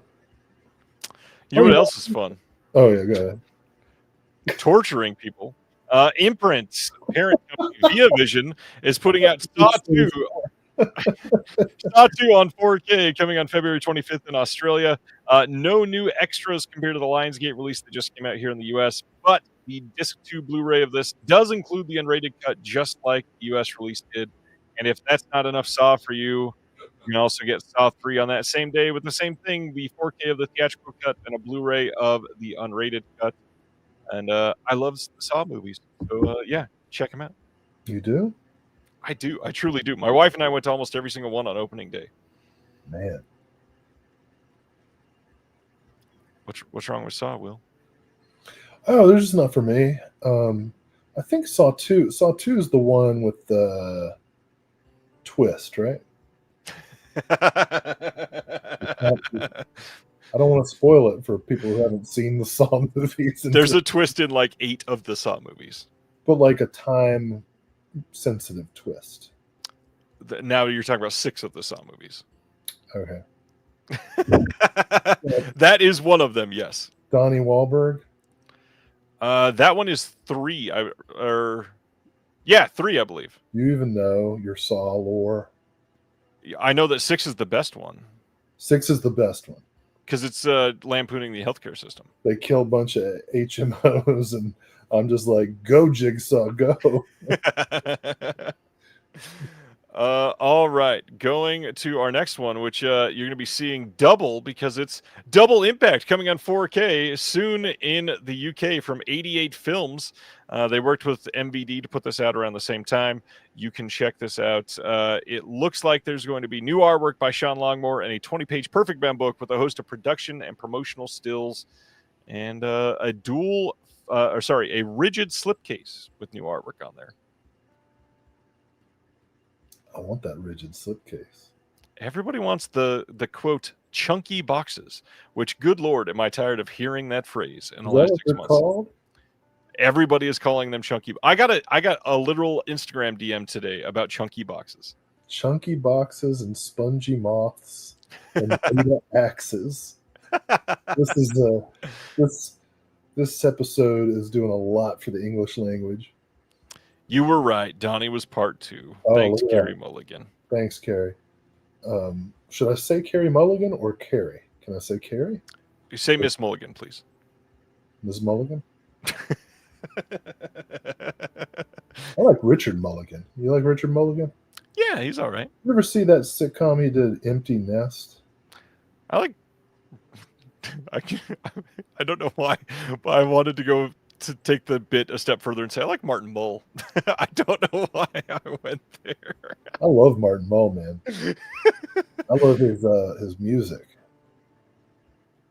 You ever hear that song Eggs? No, but I do like Elvis's gospel music. Check it.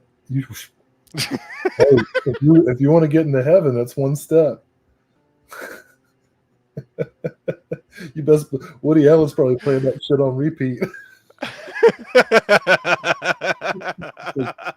I hope this one does it for. I can't do that nebbish voice. I mean, if this doesn't do it, what's going to do it? I don't know. That sounded more like Sazy than Allen. It was pretty good, though. It was pretty good. All right. Enough of Double Impact. That's it for the night. Let's go to... Oh, my God. I've always wanted to Schlosser Hole. December 11th, over in Germany, Turbine is releasing a 4K Steelbook and 4 different media book options from the 2022 release of Hellraiser. This is the Hulu exclusive here in the U.S., and you can bet that this is likely never going to get a U.S. release. Sure, it's possible, but it's quite unlikely. These are all going to be 3-disc releases. It's going to have a 4K, a Blu-ray, then a bonus feature Blu-ray.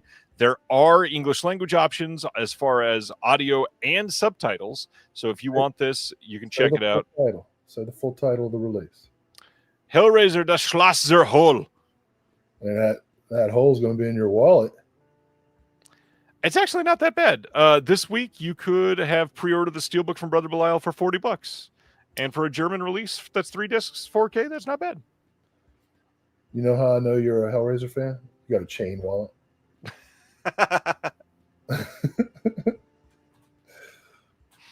First 4, that's the ones. That's the ones to do. I think part 4 has undergone a certain amount of reevaluation, and people are beginning to appreciate its qualities, flawed though they may be.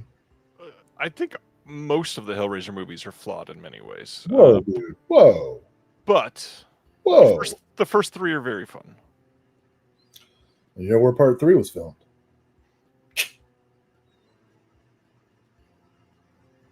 No, I don't. High Point in Greensboro, North Carolina. That's why it's subtitled Hell on Earth. That's funny. Location Scott was like, I've got the place. And the title. All right. Downtown Greensboro in the early 90s. That's what it looked like. Let's keep our focus over on Germany with Turbine for the next 2 announcements. December 11th, they're also releasing a Blu-ray DVD dual format media book with 3 cover options of Body of Evidence with Madonna. Yeah. Ooh, a bonus bucktail. And if, Will, you are really loving this, there's a discounted full set with all 3 media book variants, so you can have 3 times the Body of Evidence. I tell you what, if they'd gotten a new Willem Dafoe interview for this, I would have been like, kudos. I mean, they may have. They get a lot of stuff like that. I saw this one in the theater, and everyone was so excited. It was kind of meh. A lot of... Hellraiser 4 had a theatrical release? Yeah. Jeez. A lot of candle dripping in Body of Evidence. That is true. Or into the candle wax, the hot wax. KB watched all 11 Hellraiser movies in October. Impressive. By the way, just saw I haven't seen the whole thing, but I saw part of the live stream of KB on Chasing Labels. Nice conversation. Well done. Other way around. Stephen Billings on KB's channel, right? Were they simulcast? Because I'm pretty sure I clicked. Oh, on yeah, it could have been simulcast, yeah. Okay, well, whatever. I saw the two dudes talking. Just trying to shout it out, and you got to be like, actually. Well, I want people to be able to find it. I'm sorry. Name 3 podcasts. Number 1, Beta Axe. I can't. I can't name 3 podcasts. You've never mind. You've literally named 2 already tonight, and you're on a 3rd. Oh, all right. Let's go to Germany again for the last one, and that is Sylvester Stallone's Daylight from 1996, getting a 4K and Blu-ray dual format release from Turbine on December 11th as well. Now, the big thing here, Kino Lorber had released this temporarily. I don't think any of these went out there. They are releasing this again this coming January or February, I believe. And I guess it's February because they've announced all their January titles. This is going to be a Turbine exclusive restoration of this. Also, it will have Dolby Atmos. So if you are super into high quality sound, this might be the one to go over the Kino release before we find out all the details. So check that out if you're super into the film Daylight. I would love to meet someone who is. Hey, you know what? It's got some good sewer scenes. It sure does. Sure does. Where you can get a copy of Daylight in probably about 9 months is the next Kino sale, which is live right now, the Winter Wonderland sale. This is going on from now until December 24th at high noon. Free shipping starts at $60. Will, have you bought from the Kino sale this time? You know damn well that I did. I do know. What did you get from the Kino sale, sir? Well, first of all, I will say to the Kino overlords that I would have purchased The Night of the Juggler 4K, but a certain podcast host talked me out of it, saying that probably Arrow is going to release a better version or something. That's not what I said. I said to pick it up from Radiance, who's putting it out, and Radiance. The Kino release has a duplicated scene. What? Yeah, there's a repeated scene on the Kino release. That seems like an important flub that should have been announced. I agree fully. Wow. Hello, Clouseau. So what did you pick up from Kino? This is Clouseau. Oh, he's gone. I picked up... That was so quick. I picked up the 4K of Ilsa, She-Devil of the SS, which, by the way, who's the guy who directed the documentary American Grindhouse? Elijah Drenner. Elijah Drenner, right, from the Catalog, right? Yes. And I showed American Grindhouse in class to give people some context for stuff. And uniformly, all the students said, we do not want to see Ilsa, She-Devil of the SS. But I got it in 4K. And so that's great. What else did I order? Rampage, the William Friedkin film. Undisputed, Walter Hill. Double Bones with Donald O'Connor. And 2 Lubitsch movies, Madame du Barry and shoot, what was the other one? Another Lubitsch film.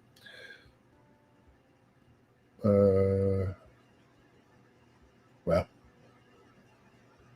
look for yourselves, ladies and gentlemen. I picked up, I've been waiting on this for a while, the Made in New Jersey Films from Fort Lee set that they just put out semi-recently. Oh. And then the Oscar Michaud Complete Collection went on sale finally. Oh, I didn't realize it. How much is it? It's still expensive. It's $50. I'll pay $50 for Oscar Michaud.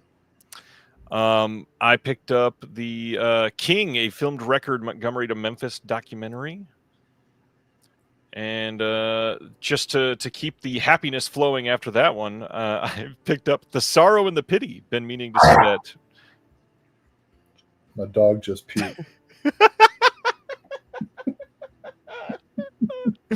That was so loud. Right after you said The Sorrow and the Pity, because my dog's an anti-Semite, apparently.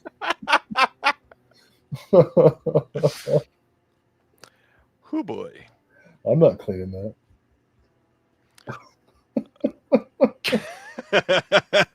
All right. Anything else? No, that's it. I've lost my appetite for Blu-rays. I'm never going to eat again.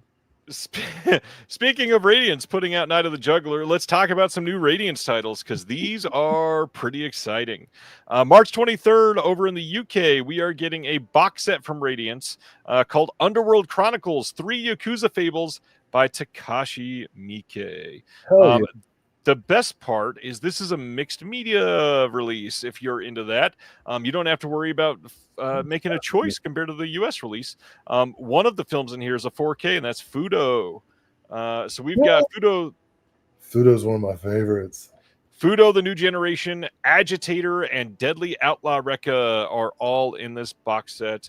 You got 4K UHD and Blu-ray presentations of Fudo, HD transfers of the other two films. There's an SD transfer of the extended version of Agitator that's 200 minutes long, presented in its original two-part form. There's new interviews with Takashi Miike on Agitator and Deadly Outlaw Rekka, commentaries on Agitator and Deadly Outlaw Rekka by Tom Mess.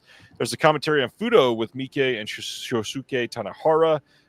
There is an archival documentary called Electric Yakuza, Go to Hell, some archival interviews and trailers. Plus, there's, of course, an 80-page book with new writing by Tom Mess and Colin Geddes. This looks pretty great. Oh, that's absolutely essential. I'm really excited about Deadly Outlaw Rekka getting a release. Fudo on 4K, Agitator, these are all bangers by Miike. Just to finish our Kino haul, The Wildcat, that was the other Lubitsch film that I got. And I also got Bob LaFlambeur on 4K from Melville. Nice. So from Melville to Miike, yeah, this is a great slate from Radiance. Yeah, it's pretty legendary. We should point out, yes, this is Region B box sets. The 4K on Fudo is region free, of course, but the other two are Region B, except Agitator is going to be a region free disc because on March 24th, they are releasing a standalone Blu-ray here in the US of the film Agitator that has never had a Blu-ray release here before. So that disc will be region free in the box set and in this box, or on this single release. You're not missing out on anything if you just pick up this release. It's the same as what will be in the box. Is there any difference between it and the Umbrella release? I believe there are some differences there. Yes. Oh, okay. And that's the thing, if you've got the Umbrella release and the release of Fudo that came out on 4K here in the US earlier this year, and you've got a Deadly Outlaw Rekka from Shout, you kind of got most of this box set already. Yeah. So that is the first couple things from Radiance. Next up is a film that I've been hearing about for a while, The Dancing Hawk from 1977. This is coming on March 23rd in the UK, March 24th here in the US. This is a 4K restoration. New interview with the critic Carmen Gray. 2 short films by the cinematographer on this film. There's a limited edition booklet with new writing by the scholar Piotr Kwiatkowski. Have you seen The Dancing Hawk, Will? No, and I want to. Oh, my dog's begging for his pills. He gets anxious. Is that why he vomited? No, he's an idiot and he eats too fast. That checks out. And then he drinks his water like Napoleon Dynamite with a bottle of Gatorade. I'm gonna have to next time you pull up a shitty movie, I'll get up and give him his pills. But that'll happen quickly. So that's not going to happen. Next up from them is a 4K hard box release of Cutter's Way. This is coming on March 23rd in the UK and March 24th here in the US. So it's not a chunky box, it's a hard box. What's the difference between, is a chunky box like a halfway? I don't like calling things the chunky box. So it's the same thing. This is a chunky box, Will. This is the fully hard, rigid box. Yes, this is the 10 to midnight release of anyways. We got let's see, the legacy of Cutter and Bone, new featurette and contributions from writers Megan Abbott, Jordan Harper, and George Pelicanos on this. Archival commentaries by Matthew Spector and then Julie Kurgo and Nick Redman. There's another archival commentary by Larry Franco and Barry Osborne, some archival interviews and featurettes, and then there is going to be a limited booklet with this as well, with new writing from Christina Newland, Nick Pinkerton, and Travis Woods, plus an archival interview with Ivan Passer. Yeah, Cutter's Way, great movie, got released multiple times. We've got a Fun City release in the US, we've got an imprint release over in Australia. I believe there was Canadians also had a Blu-ray. that was also Fun City in the UK. Oh, okay. And then I believe there was like a Twilight Time or something back in the day too. Probably. Yeah, this has come out multiple times, and now you got a 4K already. Yeah, it must have been if Nick Redman's on it. Right. That's Late what I was great thinking. Nick Redman.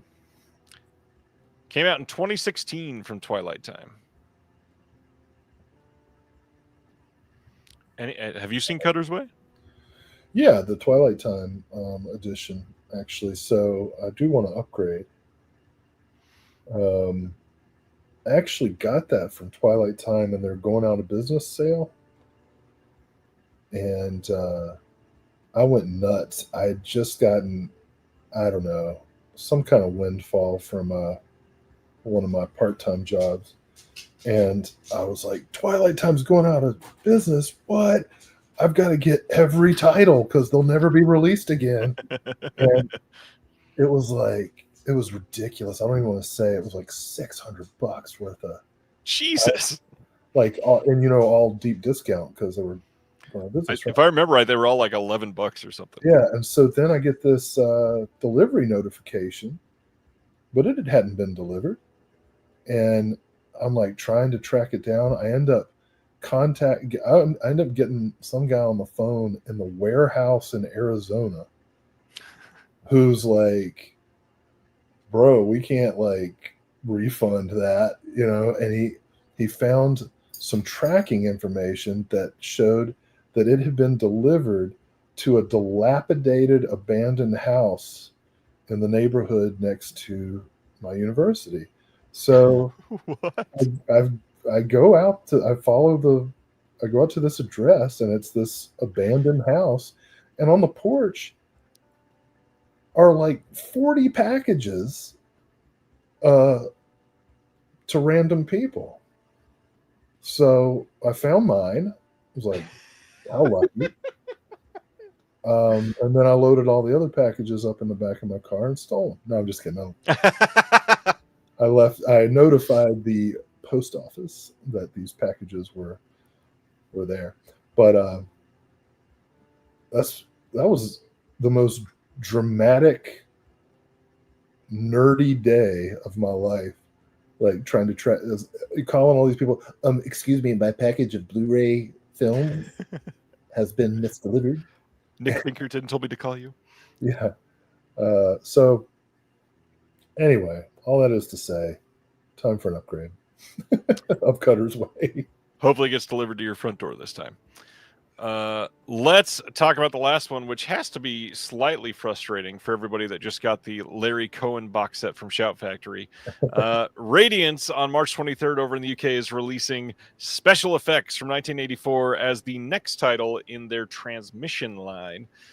This is the Larry Cohen film, and it is a newly recorded interview with star Eric Bogosian on the disc, new audio commentary with the director of King Cohen, Steve Mitchell, feature-length interview with Larry Cohen from 2017. There's an archival director's commentary with Cohen, moderated by Steve Mitchell. New interview with Christina Newland on Zoe Tamerlis Lund. There is going to be a limited booklet with new writing from Juan Barkeen, and this is limited to 3,000 copies, and I think these are probably going to go pretty quickly. Yeah. Well, I guess Shout Factory had already released Special Effects and then put it in their box set. Yep. Now we're getting, so this is the third Blu-ray release of Right. this. Well, all right. All right. Next up, January 20th. There's a 4K media book and a standard Blu-ray release coming in the U.S. from Cape Light and MPI Home Media of Shine from 1996. This is the Jeffrey Rush starring Scott Hicks film. I feel like we talked about this ages ago. Have you seen this one? Yeah, great soundtrack by Collective Soul. 1996. That checks out. Just kidding, dude. I know. I was leaning into it. You don't know. Yeah, I do. You don't know. Yeah, I didn't care for this movie. No reason or anything. Just that's enough. It just didn't work for me. Okay. Silent Mandible is expressing the existential problems we all face. Like, I only have this amount of money, but I want to subscribe to that amount of boutiques. How can it be done? It's like a shell game. My answer seems to be it can't.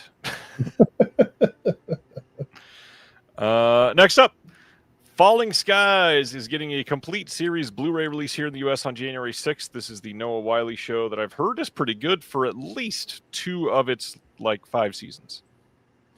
You know, I'm starting to think Steven Spielberg is obsessed with extraterrestrials.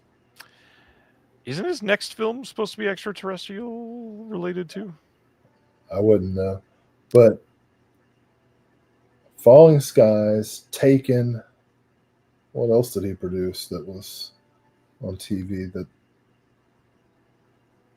I haven't seen Falling Skies. I did see Taken because Toby Hooper directed the pilot. And you say 2 of the 5 seasons are good? Supposedly. Well, all right. It's better than most shows, though. I can't argue with that. We got some new imprint releases that have been announced. These are coming on February 25th in Australia, and these are all their side-loading slipcase limited editions. These are not hard boxes. These are not the crazy priced releases. These ones will be about 35 Australian, which means usually about 25 USD.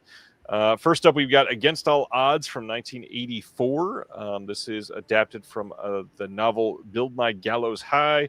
This is going to have an audio commentary by the director, Taylor Hackford, and the writer, Eric Hughes. Audio commentary by Taylor Hackford, Jeff Bridges, and James Woods. Some deleted scenes with commentary.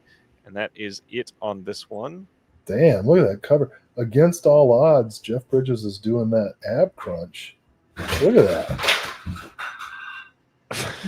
I was like, the cat's just destroyed something behind me. But, I mean, have you ever seen anybody do an ab crunch like that? That's pretty good. I kind of wonder why this wasn't saved, and maybe they're not going to do another one. I feel like this would have been perfect in the next Neo Noir box set that they did. Well, next one from them is Hard Country from 1981 with Kim Basinger and David Green is the director on this one. This has Jan Michael Vincent and Michael Parks as well. Oh my God, what a cast. Daryl Hannah, Ted Neely. We got a new visual essay on the work of David Green by Chris O'Neill, a friend of the show, and that is it on this release. I've heard good things about this one. I need to see this one. Yeah, I guess I'll check it out now. I've never heard of this. Oh, it's by the guy who did Godspell? Hell yeah. Yep, which means this would have been the perfect one for Lee Gamut to contribute to. We don't get that opportunity now. Target coming out on Blu-ray from them as well. This is coming out on the same day. This is from 1985 with Gene Hackman, Matt Dillon. It's going to have a new audio commentary by Adrian Martin and an archival interview with Gene Hackman, the director Arthur Penn, and some of the producers. This had, I believe, a Kino release fairly recently. Or it's got a Kino release coming soon. Gene Hackman was so great. It sucks he got eaten. I guess in a way, that's what you'd want. I don't know. let's not linger on that. Tell you what, if I go, there's no question I'm going to be eaten. Sounds like it. These freaking animals. At least it'll be for a moment, then you'll be vomited on the floor.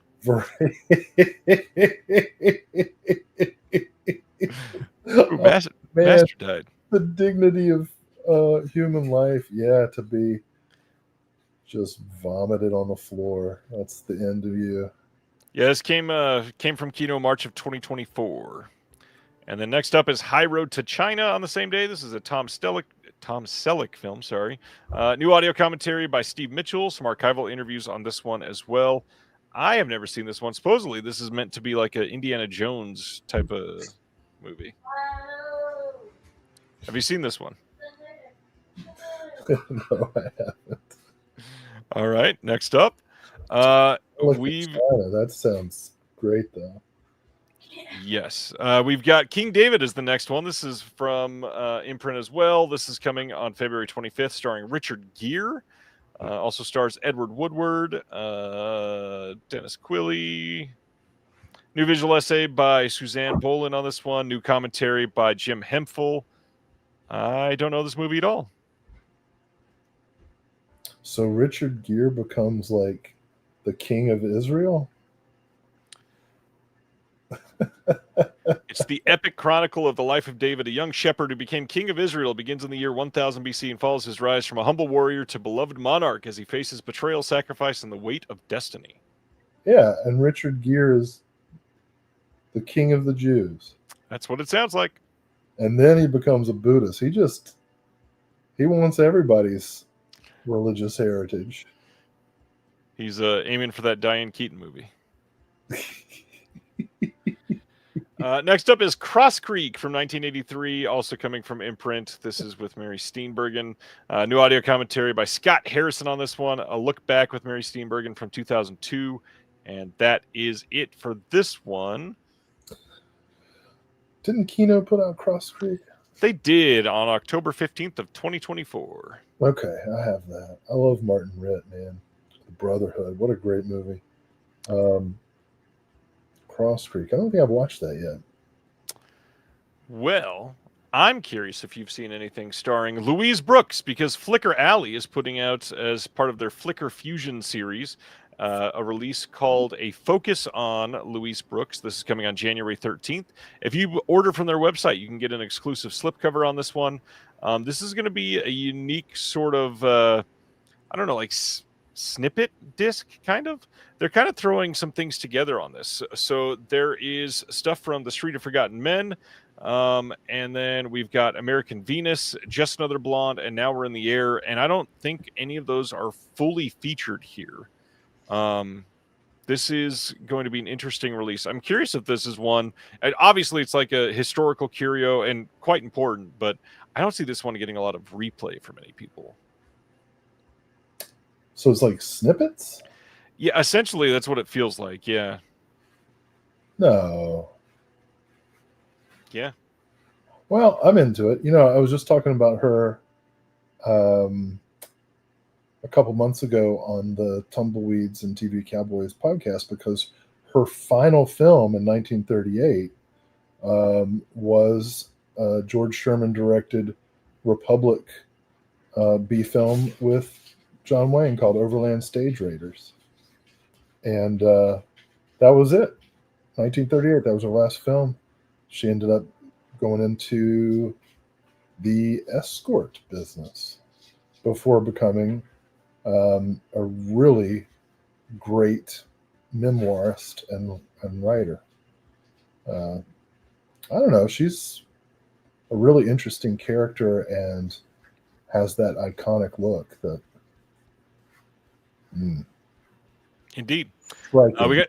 We got some audio commentaries on here from some film scholars, Pamela Hutchinson, and then Thomas Gladys and Kathy Rose O'Regan.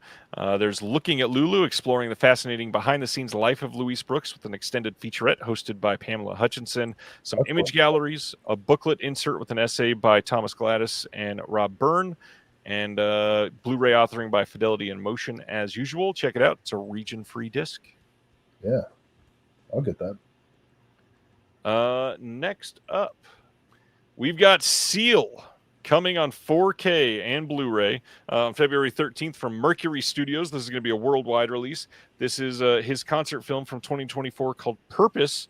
And the only thing that's a little odd to me is this is only 10 tracks.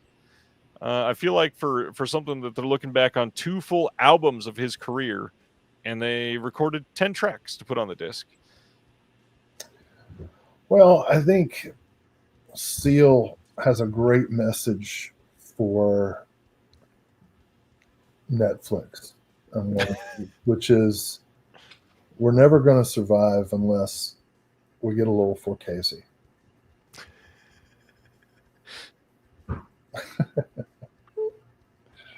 I'm into it. Seal. Have you seen that freaking commercial where Seal turns into a seal? Into a seal. It's weird. Disturbing. Oh. I hope that's not on the disc. That would be a really great bonus feature. Next up, we talked about this recently, but I'll ask you your opinion. Coming on February 3rd, Kino is putting out The High-Low Country from 1998, starring Woody Harrelson, Billy Crudup, and Patricia Arquette. This will have an audio commentary by Julie Kurgo and Peter Henkoff. Have you seen The High-Low Country? I don't think so, which is weird because I remember it coming out of the video store where I worked, and it was at a time that I was kind of into Stephen Frears. But I don't think I saw it. It's a lot of names associated with this. Penelope Cruz, Cole Hauser, Waylon Green. What's that? Billy Crudup. Billy Crudup. Next, February 17th, Kino putting out Scott Joplin from 1977. This is the Billy D. Williams film that we talked about a couple weeks ago. This is going to have a new commentary by Jeremy Kagan, moderated by Daniel Kramer. Any thoughts on this? Oh, man, one of the first concerts I ever saw was Taj Mahal. He was fantastic. Yeah, I'm definitely going to watch this. Billy D. A lot of names in this, too. Art Carney, Margaret Avery. Yeah. Next up, let's get into OCN. These were all from today. We got a lot of these to talk about. Is this it? Are we done after this? We've got a couple after it, but that's about it. What have we gone? 2.5 hours or 3.5 hours? So far, not even 2.5. Oh, okay. I gotta give my dog his anxiety medicine. You could do that after we talked about this one if you want. Yeah, let's talk about the orgy, which is exactly where a beta axe will be found. Delivering drinks, I guess. This is He's got a little ball gag in his mouth. He's got his dick in one of those clamps. Zavi is going to sue us for defamation tomorrow. This is arguably one of the... We should sue Zavi for that name. That's funny. This is arguably one of the most surprising releases, literally, of the year. AGFA is releasing The Movie Orgy from 1968. This is the Joe Dante directed / edited. It's a legendary found footage triumph from Joe Dante, one of genre cinema's most significant masterminds. In 68, the future director of Gremlins took an apartment's worth of 16mm prints, and with the help of producer John Davison from RoboCop, he meticulously created what is quite possibly the world's first found footage mega mix. This is comprised of commercial... Tell you one thing. If you're going to be in an orgy, you're going to have to expect at some point somebody's going to put their anus in your face. And that's true. That's just what happened to me. Comprised of commercials, newsreels, feature film clips, TV bloopers, and much more, The Movie Orgy is an essential a cultural artifact and a psychedelic vortex of mashed up magnificence, never available on any home video ever, never before. The film has been preserved from the original 16mm elements by AGFA with Joe Dante and John Davison. This is going to have an introduction by Dante, an AGFA trailer, a booklet with the Joe Dante interview by Colin Souter, and essays by Frank Felici and Justin LaLiberty. This is a big deal. This thing was released, had 3,000 slipcovers. It is down to around 300-ish, last I looked. If you are after the slipcover for this one, you're going to want to go quickly because this will likely be over tonight or tomorrow. This thing is quite long. This is, I think it's 4.5 hours ish. And this is a big deal. I really wish that there was an extra on here on how they were able to untangle all the rights for this. Any thoughts on Joe Dante or the movie Orgy? I ordered it. Yes, I placed a small order today, and that was one of the titles. This is a big deal. Yeah, You mean thoughts on Joe Dante? Oh, he's pretty good. I mean, he's all right. Hit or miss. Madhouse, just so you know, we did discuss this the moment it went live about 25, 40 minutes ago, something like that. We don't know the answer to that question, though. Yeah, we certainly don't know the future. Except that Netflix would have to change in order for it to positively impact. Ryan from the New World Pictures podcast, 7-hour cut. Ryan from the New World Pictures podcast says that the original was 7 hours. So is this cut down? This is actually Joe Dante's preferred cut of the movie Orgy, is what they're releasing. But that's not enough for us. Never. Just like, I used to have that 5.5 hour cut of Dune, David Lynch Dune. Yeah. Ragnar is saying, why hide it on a partner label if it's such a monumental release? The first thing here is to keep in mind, Vinegar Syndrome is not releasing this. AGFA is an entirely different company. So an entirely different company went and secured the rights to this, and they had the elements. It wasn't Vinegar Syndrome's choice to put this on a partner label. I'm sure Vinegar Syndrome would have loved to have put this out, but another company owns it. AGFA's not exactly anonymous. No, not even a little bit. They've got one of the largest archives in the entire U.S., so that makes perfect sense. They're not a beta axe company. And we should point that out, too. Like Gary is saying, some of the best Vinegar Syndrome releases are the partner stuff. These aren't Vinegar Syndrome releases whatsoever. None of these titles we're discussing for the rest of this are from Vinegar Syndrome at all. These are all different companies. Different people secured the rights. They're getting paid for it. Vinegar Syndrome did not make the features. They didn't do anything. Where the line gets a little blurry is Justin LaLiberty from Vinegar Syndrome helps produce some of these discs for some of the other companies. But yeah, these are all completely different companies, entities. Vinegar Syndrome themselves are not involved in any aspect of this release whatsoever. They distribute, right? OCN Distribution, which is a completely different company than Vinegar Syndrome, even in a way, they are the ones that help cover the manufacturing, but that is it. Next up from the partner labels, we've got stuff from Film Movement. First up is 100 Yen Love. This is a film from 2014. This is a boxing film that was was the Japanese official entry for the Best Foreign Language Film Oscar. And this one is going to have a making of documentary, and that is it. Supposedly, this is pretty decent. Yeah, I looked at the trailer, and it looked pretty cool, so I put it on my watch list. Nice. Yeah, I need to see this one. Next up from Film Movement as well is a pretty big release here. Courtesans and Criminals, the Underworld of Hideo Gosha, which is going to be featuring two different films. One that a lot of people have been clamoring for and one that people are probably going to look at kind of as a bonus. We got Onimasa and Tokyo Bordello on here. This is the Japanese official submission to the 1982 Academy Awards. That is Onimasa. As far as the extras on here, we got a commentary by Jasper Sharp on Onimasa, a visual essay by Patrick Macias on Onimasa, and then on Tokyo Bordello, we get a commentary by Jasper Sharp and another visual essay by Patrick Macias. Great looking disc, great looking slipcover. Hideo Gosha is a pretty fantastic director. This was the second title that I purchased today. By the way, in case anybody was wondering, the winner of the Best Foreign Language Academy Award in 2014 was The Great Beauty. I don't know that one. What? Criterion puts it out. Oh. Okay. It's just a, I guess, sort of low-key title. I don't remember that. Well, I mean, it's nothing compelling like Beta Axe, but The Great Beauty has its,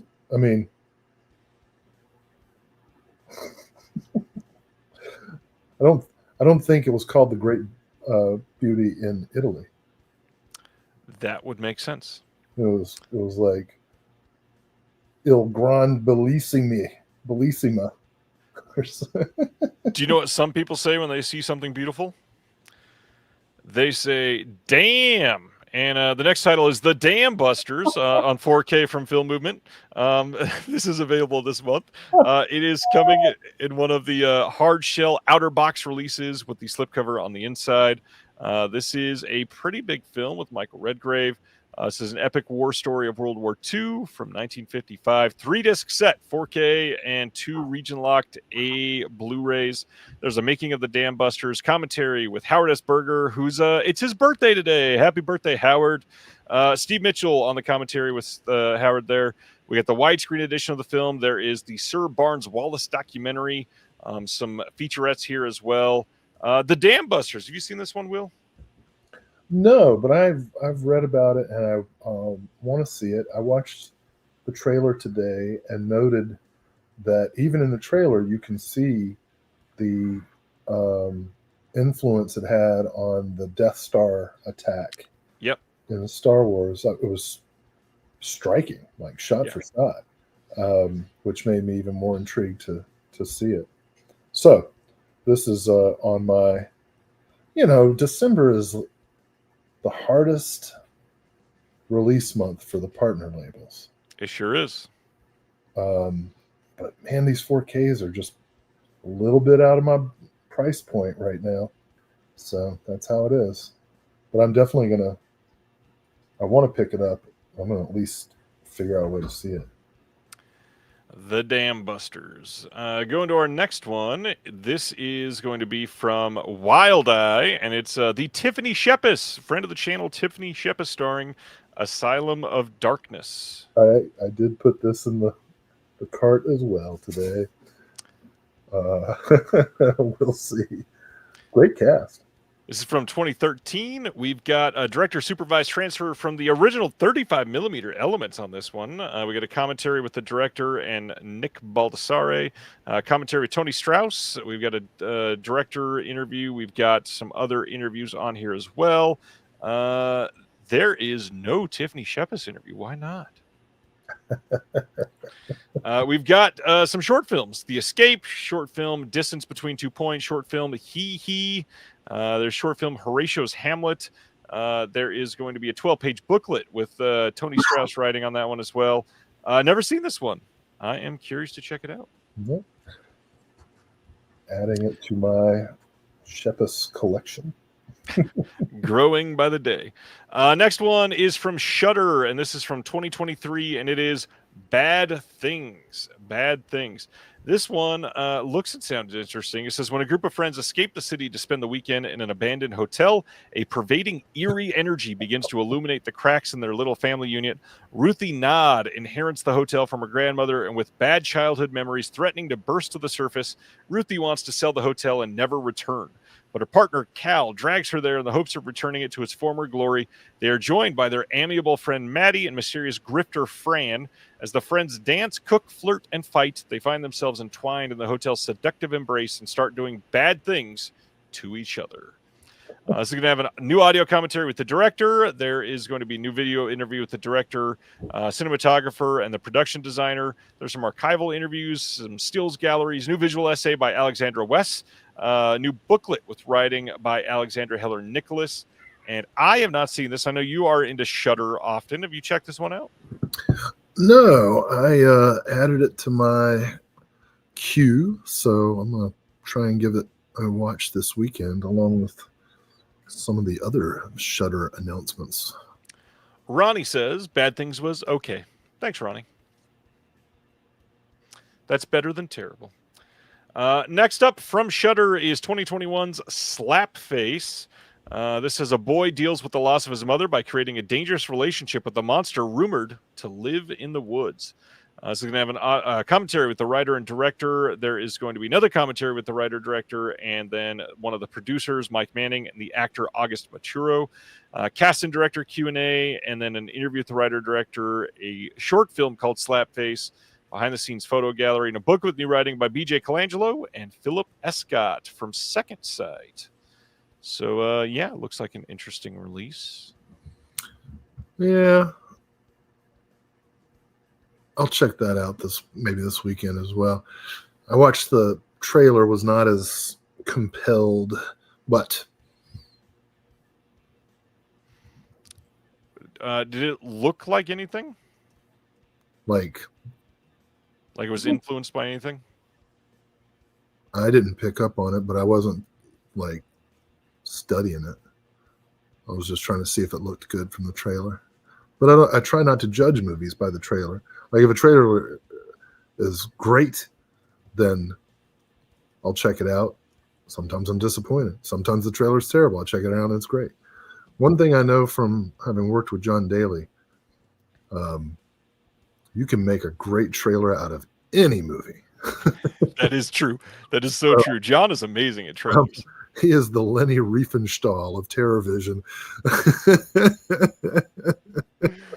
Please don't cut that and send that to John. He can make anything look like it's the greatest thing ever. And then you watch it and you're like, what the fuck is this? What did I get myself into? Am I in some kind of evil cult now? So, yeah, I mean, all that is to say, I'm going to watch Slapface, but the trailer didn't move me. Understandable. Next up, this is also from Shudder. The Sadness is back with a new slipcover variant. This is the same release as before, just with a different slipcover in case you missed out on the first one. Oh. This is this is a beta axe at work for sure. I'll skip right over it then. Next up is from Decanalog. Their newest title is 2024's Blue Sun Palace. And this one sounded very, very good. It says, winner of the French Touch Prize in the Critics Week lineup at the 2024 Cannes Film Festival. Constance Tsang's intimate, sensitively observed drama stars frequent Simon Lang collaborator Li Kang Shang. Rebels of the Neon God is where you might recognize that name from. Alongside Wu Keishi and Xu Zhaipeng as three Chinese immigrants living in Flushing, Queens. He's a construction worker. They're employees of a massage parlor they dream of being able to leave, whose routine lives and relationships are changed forever following a tragic Lunar New Year incident. A tender study of social isolation and messy emotional entanglement infused with melancholic atmosphere by the standout work of the DP Norm Lai shooting on film. This thing looked beautiful. There's some interviews here with the filmmaker, Constance Tsang, interview with a couple of the actors, and then a booklet with the essay by the incredible Mariah Gates. Mariah Gates. Cool, yeah. Not familiar with it, but that sounds worthwhile. Got to finish the sentence before I hit the button. Next up, we've got yet another new partner label on the Vinegar Syndrome website, and that is the partner label 77. They are putting out the film Bronco Bullfrog from 1969. Interesting looking Andy Warhol-esque slipcover on this one. So for 77, this 77 is a boutique movie and music label based in New York City and Northwest Connecticut, dedicated to presenting restored vintage titles with unique cultural significance. Founded by Gabriel Karate, 77 delivers these long unseen works to North American audiences, both in cinemas and at home, marking their official long-awaited debuts. That, to me, sounds like it's written for Will to be interested in. Yeah, I'm really interested in this film. This is coming out at a really exciting time in British experimental verite style films. And you know what 77 minus 10 is?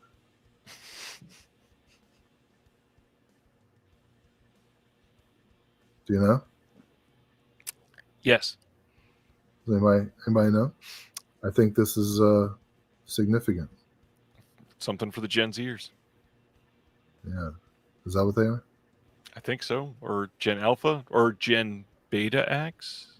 You know, it's funny. There are all these articles out there about how like Gen Zers are so dumb. Like, what is this 6-7 thing? It's meaningless. It's just shows their brain rot. And I'm like, dude, you know what we used to do when we were that age? I am the great Cornholio. Really for my buggle. You know what I mean? Like how quickly we forget. Yep. I prefer 6-7 to the Cornholio. Just get in on the meme. It'll be fine.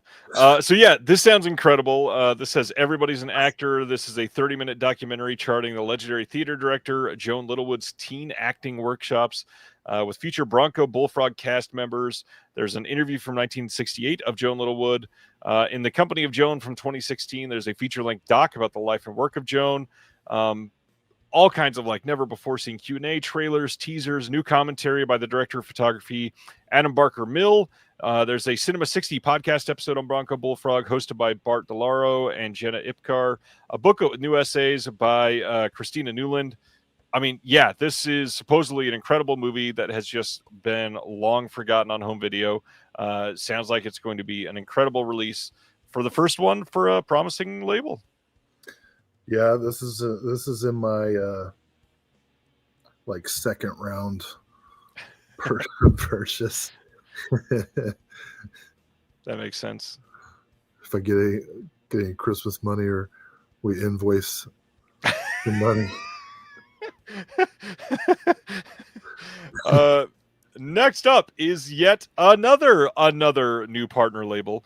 This is from the new label Bizarro. This is the 1973 film A Candle for the Devil.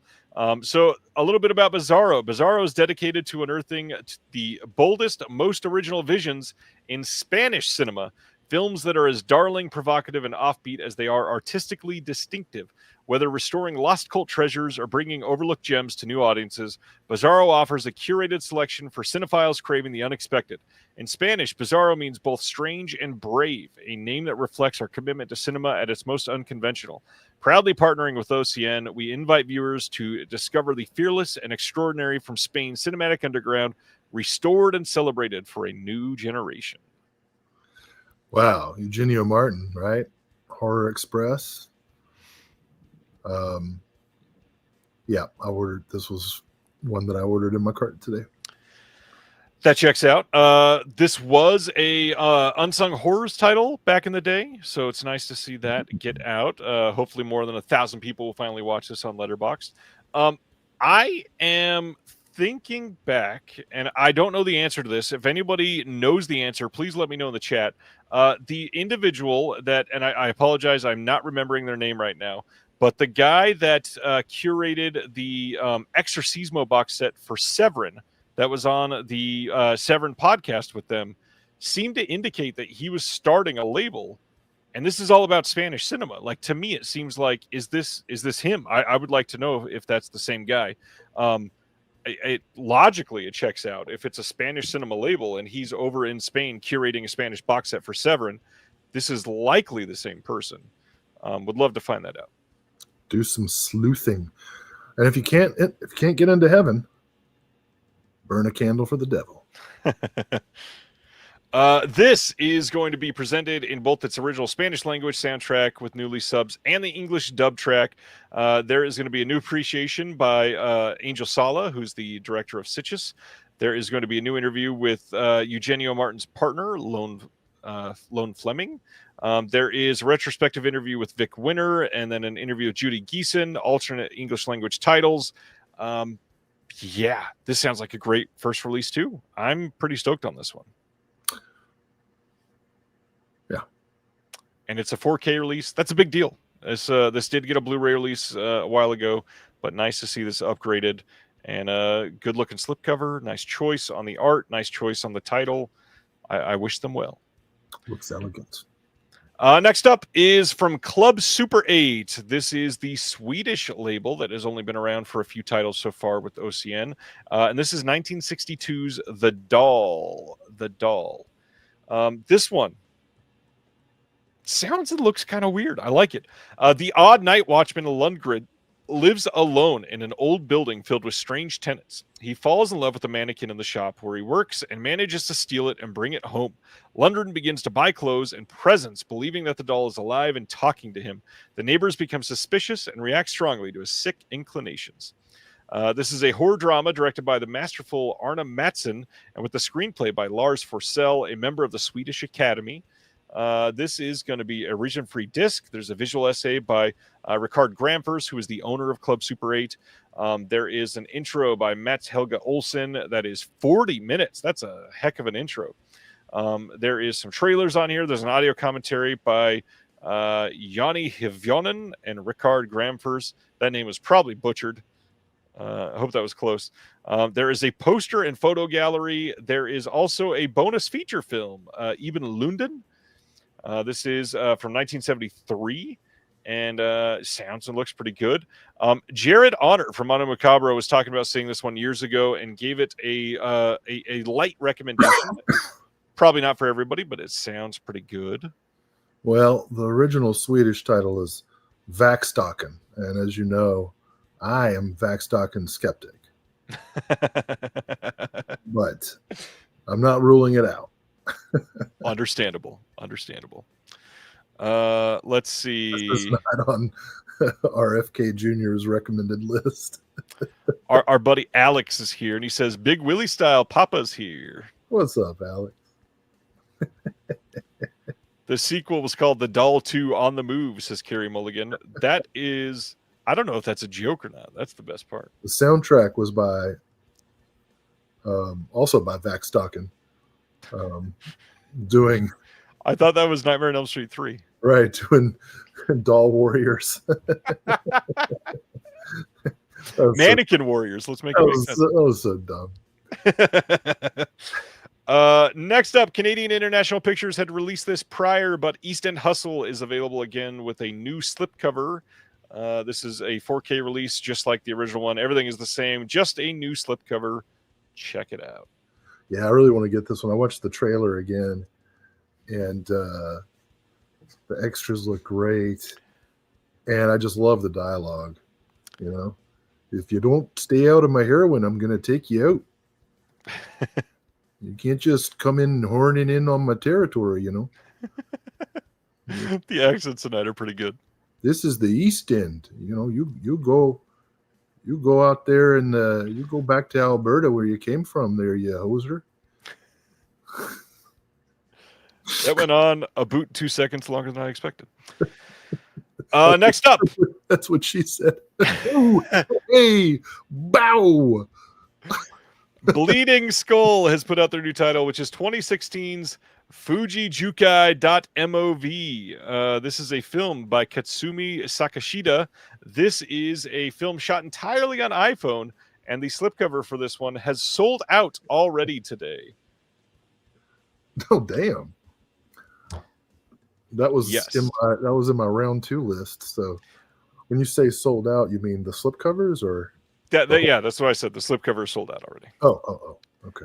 This has never been released outside of Japan before today. This is an eerie found footage horror movie from, like I said, the filmmaker Katsumi Sakashida. The story follows Ami, a high school student who travels to the Jukai forest to take her own life. But when the students Maitan and Hinata interrupt Ami's plans, an even darker side of the forest is revealed. The first J-horror feature to be filmed entirely on an iPhone, this combines true crime chills with ambitious unfiction to build an unsettling experience that's a true discovery for found footage archaeologists. He's interrupted by Logan Paul. Or is that the one? Or is it the other one? Yeah, I think you're right. This is going to be restored from the original HD cam master. The video introduction by the director is included. There's a partial commentary by Jenny Nuff. There is an appreciation on the film by Bleeding Skull's Joe Ziemba. There is behind-the-scenes photo gallery. There's also a VHS version of the film on here. Anytime I see partial commentary, it always makes me laugh because I imagine somebody talking about the movie and then like saying, I'm not going to talk about this part. and then picking up later. That is funny. What I think is I don't know if I should say this. What I think is more likely is just like I've seen multiple times at other labels, is they'll ask a filmmaker to do a commentary, and the filmmaker does not know that a commentary is usually the length of the movie. And so they'll do a commentary, but it's like 25 minutes, and the film's 90 minutes. So the partial commentary is essentially just a video interview. Well, sometimes that's all there is to say. Or audio interview, sorry. I've now that we've been doing special features for a while, and I've noticed that the pay rate is the same for audio commentaries no matter how long the movie is. I am now much more interested in commentaries for 75-minute movies than I am for 120-minute movies. 4 labels just crossed the names off the list. All right, that is Bleeding Skulls release for this month. Next up is from Dark Star Pictures, and that is 2024's George A. Romero's Resident Evil, which is another one that, if the slipcover is not gone already, it is about to be gone. I think it was almost gone when we logged in today, so it's probably gone by now. This is a documentary about the unprecedented access to the tumultuous behind-the-scenes dynamics, creative tensions, and ultimately the poignant demise of the envisioned film by George A. Romero. This is going to be a 2-disc region-free Blu-ray. We got a film commentary with Brandon Salisbury and Tom Robinolt. The slip is gone. Thanks, Gary. There is going to be some other extras, some discussions here, some roundtables, some interviews, lots of uncut interviews. There's just a lot here. I know that this crosses over across multiple fan bases, but yeah, this one was a little more popular than I expected it to be. The slip is gone. You done me wrong, baby. I put this in my cart and then deleted it from the cart. I did the exact same thing. I'm gonna watch it first. I'm concerned that I'm not saying it's not worth watching or picking up. I'm just saying I don't know that it's got any information in it that I don't already know. And of course, George having already passed away, when I watched the trailer, I didn't see any archival interviews. I just saw a lot of gameplay footage of the first Resident Evil. And I was like, I don't know. But I saw it was streaming on Prime. So I'm gonna watch it first and then decide if I'm gonna buy it. But obviously, we all wish Romero had gotten to make Resident Evil. That would have been... And like 19 other movies, because god dang it, he should have made so much more. Well, here we are. Next up is also from Dark Star Pictures. This is Gnomesick, 7 Slays Till Mithras. I can't believe I got through saying that and did not mess that up. I definitely saw that happening. That's too much going on in one title. It's a lot. It is absolutely a lot. This is from 2025, brand new film. We get a commentary with the writer-director on here. There's a theme song and lyric karaoke visualizer on the disc and a trailer. I've never seen this. I saw one person comment that it was okay. Well, there it is. Yeah, trailer didn't move me. So I'm going to hold off on this, but I never say never on any OCM releases until I see that. Then sometimes I'm like, ugh. Yeah, I get that. This one was an immediate for me. So the next one is from the Film Desk, and it's The Gods of Times Square from 1999. This is shot on video over 6 years in the mid-1990s by legendary photographer Richard Sandler. The Gods of Times Square is a portrait of the crossroads of the world at the end of the millennium, told through the words of its denizens, particularly the various street preachers that populated every corner. Now, over 25 years since its transformation to the unrecognizable, the Times Square, known for one of many treasured, vanquished New York demonods. The Gods of Times Square is now available in an extended version through the auspices of Josh Safdie, Alara Pictures, and the Film Desk. This is 115 minutes long. We got a 2-disc release here. There are also 6 bonus films on this by Richard Sandler. We got Through the Looking Glass, The Gods of Times Square. We've got Brave New York, Everybody is Hunting, Sway, Subway to the Former East Village, and then some other extras on here. The Eyes of the City, Richard Sandler in conversation with Joseph A. Berger and Jed Rapfugel. We got a new video illustrated with Sandler still photographs from 2025. That's an hour long. The Gods of Times Square, the original StoryCorps audio episode produced in 1994 by Richard Sandler and Dave Isay. There is just so much on this. Yeah, this sounds incredible. Yeah. Maybe. It didn't move me, but I can see why it would intrigue many. Next up, ETR Media is doing their next documentary release, and this one is called The House from ... This is about people that live in homes that were famous for being in TV shows and movies. This is going to have some famous faces in it, like Jason Lee, Ethan Embry. There's going to be over an hour of extra footage, some deleted extended scenes, some bonus stuff for funsies, like a music video trailer, and some other stuff. Any thoughts on this one?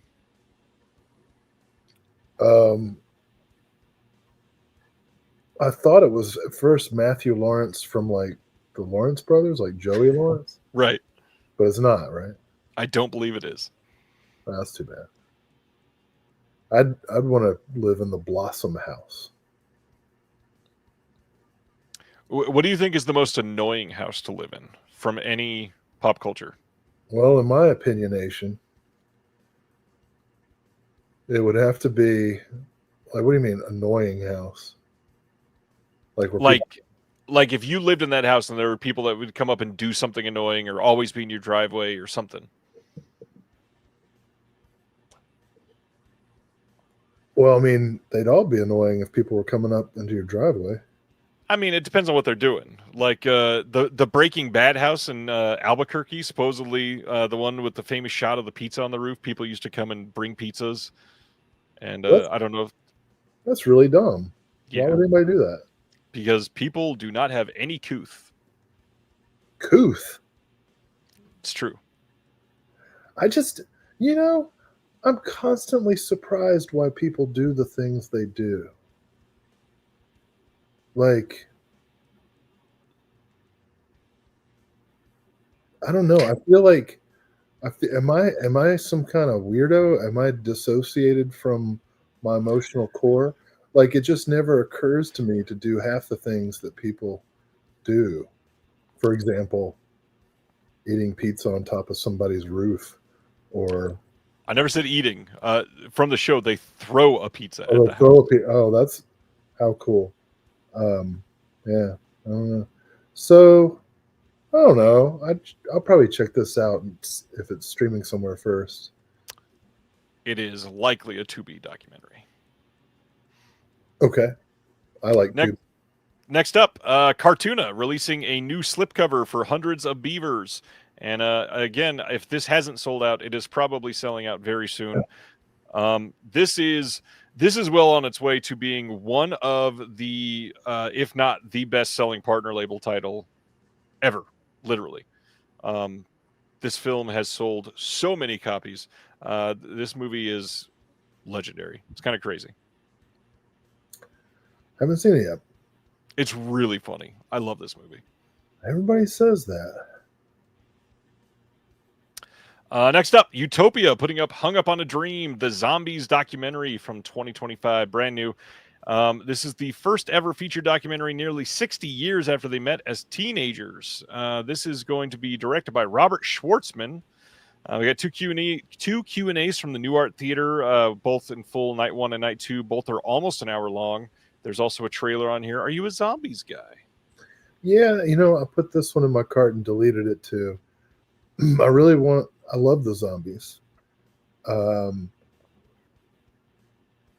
looking through the trailer, I was like, I don't know if this is something I'm going to watch once and then never want to see it again. So I'm going to check it out first, but I'm very interested in it.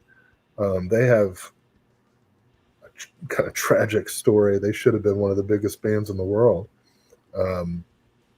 you know, and like one of the best albums ever. Two of like the best songs ever. Zombies are great. Good stuff. All right. I mean, who hasn't at some point thought about saying out loud, "What's your name? Who's your daddy?"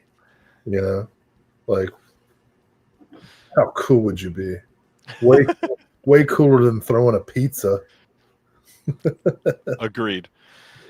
Next up is from Music Box, and that is the film Kill the Jockey from 2024.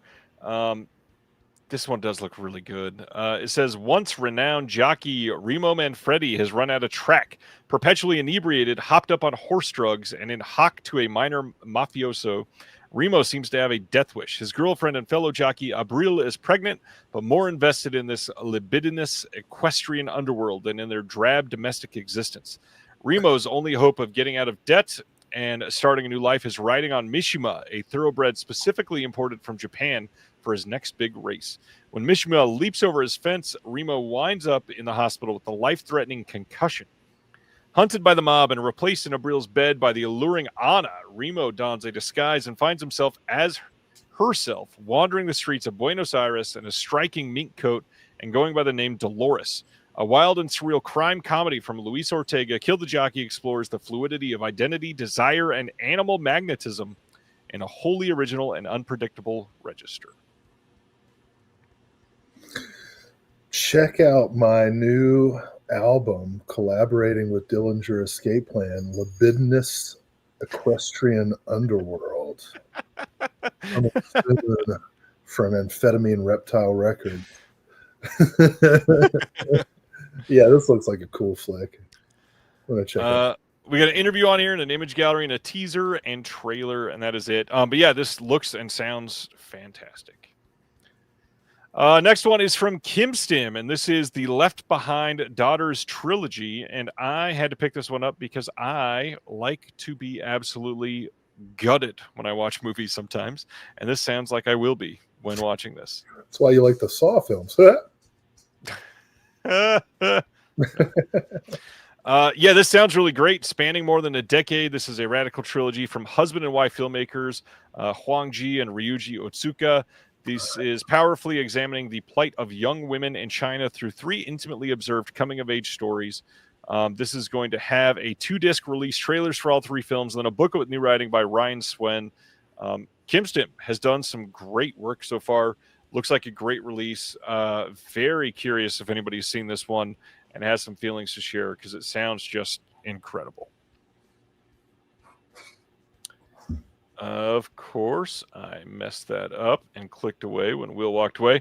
Next up is from Factory 25. The next title is No Sleep Till, and this is from 2024. This says, when the coastal Florida town of Atlantic Beach is threatened by an impending hurricane, locals prepare for a mandatory evacuation. But as the last tourists depart and residents board up their homes, a few wanderers feel strangely compelled to remain. Among them are 2 longtime friends who embrace willful ignorance in pursuit of their dream gig, a local teenager who bikes alone through the darkening night, and an obsessive storm chaser who recognizes this might be the opportunity of his career. As if haunted by the soon-to-be ghost of their hometown, they venture into the night and face the threats that await them with fascination and dread. Ominous and dreamlike in equal measure, the debut from Alexander Simpson and the latest feature from Omnis Films, who also did Christmas Eve in Miller's Point, Ephus, and Ham on Rye, is a hypnotic take on the disaster movie. This is going to have a behind-the-scenes shot by Bob Simpson, 32-page booklet with essays, and an interview of Alexander Simpson by Natalia Kagan. Anybody seen this one? I would love to hear about it. Let me know. Carrie Mulligan says, stupidly skipped over even looking at Left Behind Daughters because I assumed it was biblical bullshit, but it sounds good and looks to be selling well. Yeah, it definitely looks to be selling well. I'm kind of surprised. It looked like it was going to sell out earlier, but it held on for a little while. So check that out if you are into Left Behind Daughters. And No Sleep Till. This one, like I said, is Factory 25. Next up, this one is from Brainstorm Media, and this is North Hollywood from 2021. This is a slice-of-life film about a kid who must decide between choosing the future his father wants are following his dream of becoming a pro skater.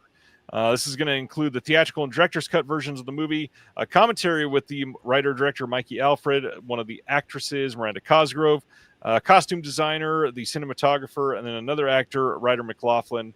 We've got Vince Vaughn in this, Angus Cloud, and like I said, Miranda Cosgrove. Some bigger names in this one, and this one looks pretty good.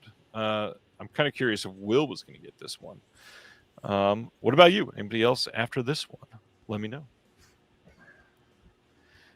Next up is another one from Cartoona. These are the ones that we just talked about with the Hunters of Beavers release. Gary says North Hollywood is good. The movie, the city, not so much. It depends on where you're at, North Hollywood. This one from Cartoona is the Reveries trilogy. This is from 2018, 2020, and 2025. This is created by comedians Anthony Orbach and Matt Barretts, and the director Graham Mason over nearly a decade. This is a series of increasingly complex and ambitious comedy art films that revolve around two mysterious drifters who never speak, but whose inner monologues carry us across a landscape of absurdist one-liners, weird tales, and stream of consciousness musings. Is that a dog still? Was it not muted? No, it was not. The mute button. I'm not muted? You are not now. I'm not muted. Nope. I'm not muted? Man, I was muting myself when I coughed like 5 times. I saw you tried. None of it muted ever tonight. Shit. And then the dog in the background. This Reveries trilogy is going to have 3 commentaries. We got an original short, and then a comedian I like, Chris Gethard, is on this. He's got a Chris Gethard Presents episode, and then a Chris Gethard Presents promo. Definitely had to get this one. I'm very curious if the dog is going to be okay, Will. I don't give a shit. Jesus. Look, the dog is puking up. Do you want to know what happened? Do we need to know? The dog is puking up cat litter and clumps of cat waste because the dog decided to eat the cat litter. So, you know. I love that the dog sound stopped and then you muted it for a moment. I just, what are you supposed to do? Let's talk about the next title instead of listening to dog puke. Glass Eye Pictures is putting out Satan Hates You from 2010. This one is going to be starring Don Wood, Christine Spencer, Angus Scrimm, Reggie Bannister, Michael Berryman, Debbie Rochon, Larry Fessenden. Lots of names that you probably recognize there. Specifically, Michael Berryman, Angus Scrimm, Debbie Rochon, Larry Fessenden, one that we've talked about for a long time. We've got a 22-minute making of on here. There is a couple short films, Christmas short film themes. We've got December 23rd and 18 Reindeer. 13 TV segments from the film featuring Angus Scrimm and then Pauly Peretti and the author Max Brooks. An audio commentary with James Felix McKinney, cast and crew members. And then that's it. I have never seen Satan Hates You. Will, this does seem like one that you would have seen at some point. Did you see this? I did order this. It's a parody of the old like chick Christian comics and scare films. And look at that cast. I mean, you know. Yeah. I went through the stills for this before I saw the cast, and I went, "Oh God, Michael Berryman, that's immediate." Love that dude. Next up is from Saturn's Core, and this is Spectre's Rock from 2010. And Jesus, this sounds crazy. So let's go through this real quick. Plunge headlong into the bizarre happenings of Lamplight County and discover the secrets of Spectre's Rock. Geneva awakens in terror at 4 a.m. to discover her ex-boyfriend, Halbert, standing in the corner of her bedroom, maybe portraying a beta ex. The following morning, she receives the shocking news that Halbert was murdered at the exact same time as his ominous materialization in her room. Soon after, everyone's in town is experiencing the same simultaneous nightmare involving a strange man called the Lurker. Local philosopher and meditator Travis Martin becomes entangled in the investigation when his initials are found carved near the murder scene. In his obsessive search to find the truth and locate the sequestered Geneva, Travis encounters garish hitmen, a mysterious lotion saleswoman, an escaped face-skinning serial killer, a diminutive interrogator, and a supernatural entity named Minx, who haunts the local Sizzler after inexplicably returning from the dead. Enter the world of dreams and shadow of reality in Spectre's Rock, where murder, mystery, and mustard stains are perpetually par for the course. This sounds insane. This has a new transfer from the original Digibeta master tapes with optional introduction by the writer-director. We've got a commentary with the writer-director and one of the actresses, some deleted scenes, electronic press kits. We've got an interview with one of the actresses and collaborators on there. We got a behind-the-scenes photo gallery. But then, in Saturn's core fashion, we have a bonus movie, Spectre's Rock 2025, a brand new 2025 sequel featuring Sabrina S. Sutherland, John Blythe Barrymore, and Olivia Barish with optional commentary as well. There are deleted scenes. There's going to be a short film from 2025, a short film from 2021. There is so much on here. Saturn's Core, no matter what, like they will use every single square kilobyte in a release. Special cameo by Joe Flaherty as the Spectre. Amazing. Of Sizzler. Are you into this one? Did not purchase today. Am interested.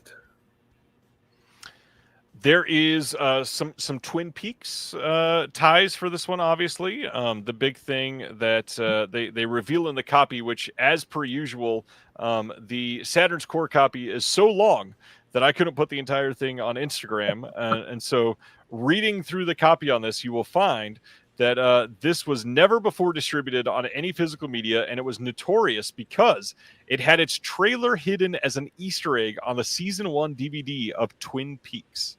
Oh, really? That's yes. This is a 2.5-hour Twin Peaks David Lynch-inspired SOV epic boasting over 40 locations and an extensive cast, including Bonnie Aarons, who plays the nun from the Conjuring series. Well, if you're on a budget, get this, and by the time you finish it, the next sale will be up. That's true. That's true. And if that's not enough Twin Peaks for you this month, you get to check out something that I saw a lot of people laughing at today, the last of the regular Vinegar Syndrome website partner releases, and that is the amazingly titled Twin Cheeks. Oh, you have to censor that, huh? I did censor this because I've been warned so many times on Facebook that I am about to be banned from Facebook for my my slipcovers that have gone through with nudity on. Well, instead, just put racial slurs instead. Oh, that would have been fine. Yeah, that's promoted. I won't mind that at all. And we should note that the pine cones and log on the backside that are strategically placed are absolutely allowed to be on Facebook. So those are unedited. So Twin Peaks is the inspiration for this one as well, of course. VHS Hitfest putting out Twin Cheeks from 1994. This says a college student goes undercover as a stripper and male hustler to infiltrate the crime duo responsible for his brother's death. Twin Cheeks feels like if John Waters picked up a video camera and made a Twin Peaks homage and sprinkled in a dash of Rainer Werner Fassbinder for good measure. Filmed in a lot of the same locations David Lynch used, but with the absurdity turned way up, Kelly Hughes and his unsung legend of the underground, and we are so happy to bring his work to more people. This is only an hour long, and this has an audio commentary with the director, Kelly Hughes, an interview with Kelly Hughes, Wrapped in DNA featurette, Bliss Does Hollywood featurette, some music videos, some short films, and then, of course, a bonus feature film. It's not The House, it's My Mother is the title of that film, and I don't know how to feel about that. I want to see this. I appreciate the enthusiasm, but I do not for 1 second believe that this is going to remind me of John Waters or Rainer Werner Fassbinder. Can I say I like how long you held on the word "but" there? Hey, Valentina. You hear that? There's a good, much better sound. It's a much better sound. Yeah. Carrie Mulligan, was this not quite obvious that this is man ass? I for 0 seconds thought this was woman ass. Anyways, Well, you don't know how they identify. well, I guess that is true. I wouldn't say that ass is in any way demure. This is true. If you do want to see some woman ass, one thing that you could do is go over to the Melusine site and pick up Jess Franco's Doriana Gray, which is good. I'm sure you did. This is from the brand new OCN partner label Delirium. This is an interesting one because they put out this film on Blu-ray temporarily without OCN earlier this summer, and they bungled a bunch of things. And then OCN said, "Come to Papa," and Delirium Home Video is now a part of the OCN family. This is the Jess Franco film from 1976, and it is featuring the one and only Lena Romay. One of the greats. This is going to have an audio commentary by Troy Howarth. There's interviews with Jess Franco, Erwin Dietrich, and Lena Romay. There's some Erwin Dietrich trailers.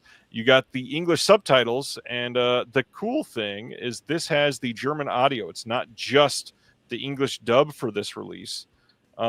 Any thoughts on Doriana Gray since you are such a big Jess Franco fan? Yeah, I ordered it. I'm not surprised. It's great. I'm sure many people did. Love the slipcover art on this one. I hope the release is decent. Yeah, I don't understand why people were mad about Dirty Work, other than the chest hair cover was not great. That is it for OCN. So, any overall thoughts on OCN for this month, Will? Great month. Wish we had a few more months for the discount to stay in place, but do what we gotta do. I understand why they can't do it, but I would love to see you, when you're a subscriber, the discount on the partner label, that be good for a year following the release. It would be nice. I mean, I don't know. It would be nice. Stuff that's released in January, you have 12 months to budget for it, and then stuff in December is a lot tougher. But barely 12 days. I love the variety of releases this month, and all year it's been great. But the variety this month is particularly cool. I mean, to go from the Dam Busters to Twin Cheeks, to go from all the way down the line. I mean, pretty much every genre was covered. Cool looking documentaries, comedies, dramas, stuff from all around the world. Fantastic. It's kind of easy to do when you've got like 45 different partner labels now. Yeah, well, I mean, we're looking at this Netflix and Warner Brothers thing, and it seems like the only way for smaller companies to survive is by releasing a few titles and being quick and nimble. So as we potentially lose access to so much historically important work, we also see the algorithmic conglomerates making fewer and fewer films of consequence. And so getting a chance to see all of these weird and unique and at least films that are attempting to do something artistic is such a breath of fresh air. After I'm embarrassed that I spent part of my life watching The Accountant 2 last night. When I could have watched like half of that Saturn's Core movie. That's really funny. Yeah, it's just great. What do you think, Valentina? Do you like adventurous cinema? Yes, she does. And I know Clouseau does. Diabolique. Well, we do have just a few left. We've got some Kino I see stuff. those. February 3rd, they're releasing A Day in the Life of Jimmy Reardon from 1988. We had heard about this recently, but now we got all the details. It says new audio commentary by Paul Anthony Nelson and Perry Cummings. You a River Phoenix fan? Um, Especially of that hairstyle? I'm not a fan. But I think he was already gone before I was even into movies, you know? Yeah. I love My Own Private Idaho, of course. What else is he in that's good? Stand By Me, I guess. Yeah. It checks out. Next is America 3000 from them. This is Hell coming yeah. on February 24th. This got an announcement last May, and now we know when it's coming. There's going to be new HD masters from a 2K scan of the 35mm interpositive, new commentary by David Engelbach, that's moderated by Douglas Hosdale, and a new interview with the actress Lauren Landon on this one. Hell yeah. What does it say about me after going into like my monologue about adventurous artistic cinema, and then I'm like, River Phoenix, but America 3000, hell yeah, this is some cheap ass post-apocalyptic Mad Max ripoff. Jim, this is a fun one. I posted this, and I think somebody on Facebook commented, "Oh, this looks like an interesting documentary."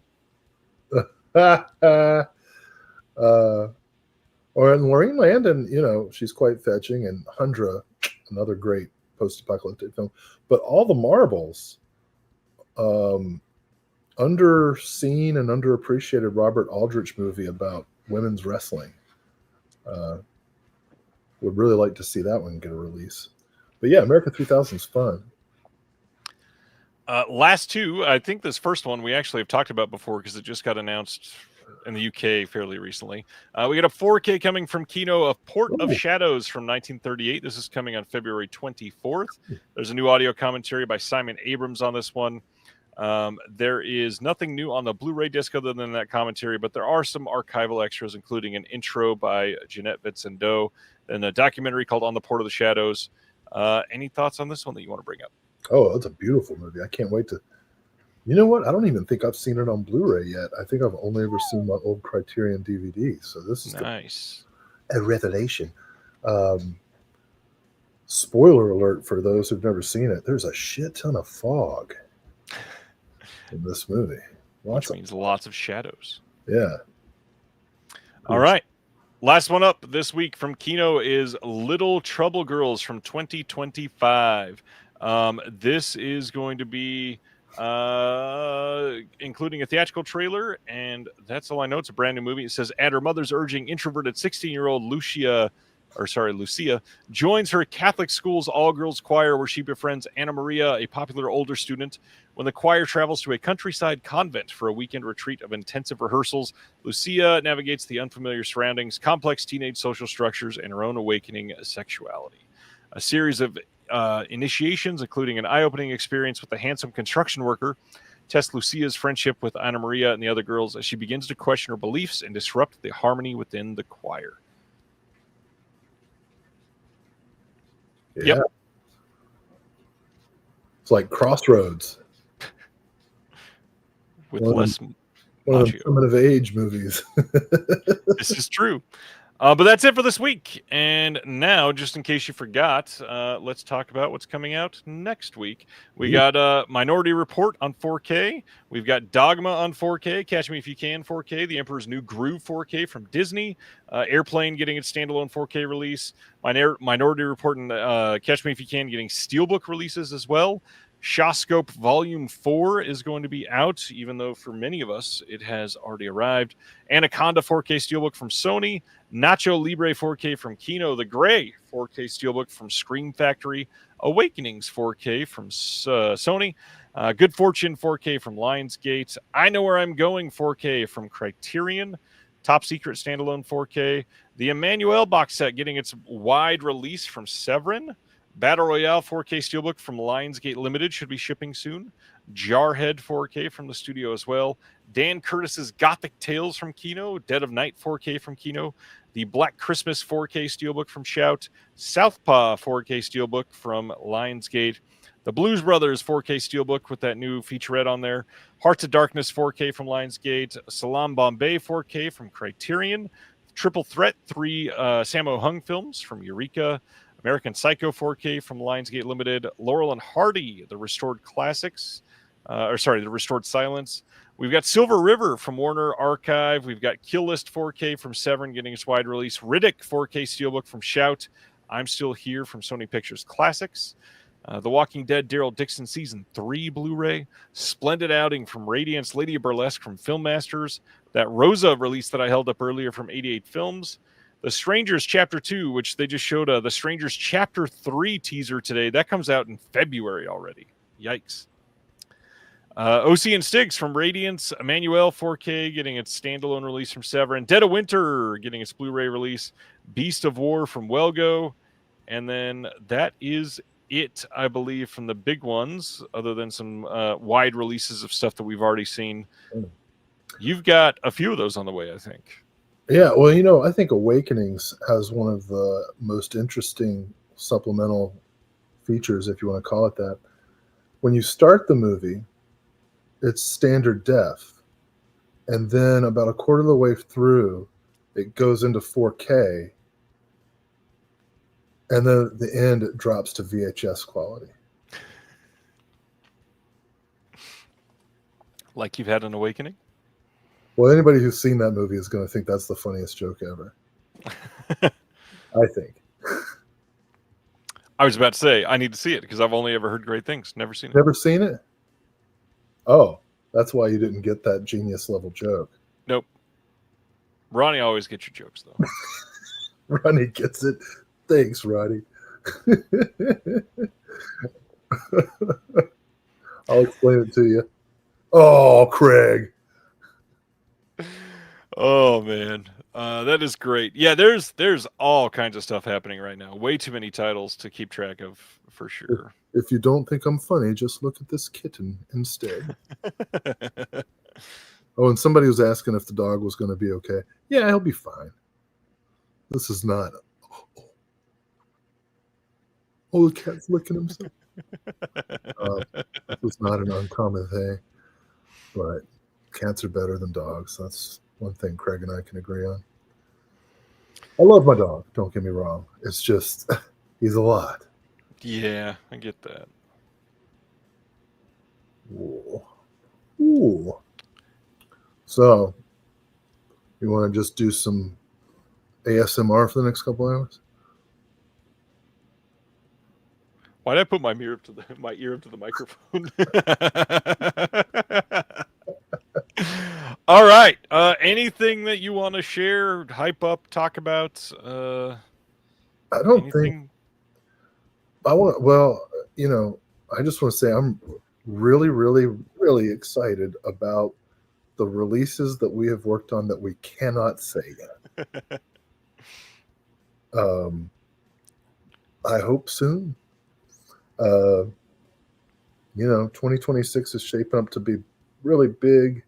I look forward to sharing with you all some projects I've been working on that are coming out soon.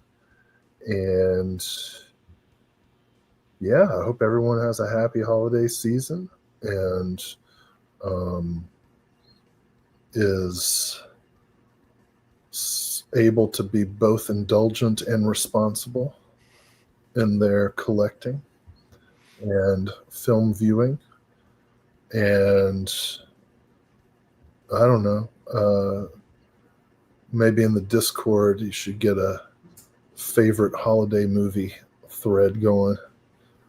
Make some recommendations to one another. Somebody that's still watching, go post that in the film discussion channel. Yeah, I'm excited for some of those projects next month. I've got probably the biggest one I've been working on. We'll finally be able to talk about that. There's stuff happening. What? Oh yeah. There's stuff happening behind the scenes that I never imagined could be possible, and yet we have a lot a lot to discuss. Not to mention, it's going to be a big year for physical media. Some of the titles that I've seen that some of these labels are working on. I mean, even the ones that we know so far, like the January slate from Deaf Crocodile alone that they've announced looks freaking incredible. There's some great stuff coming from all these labels.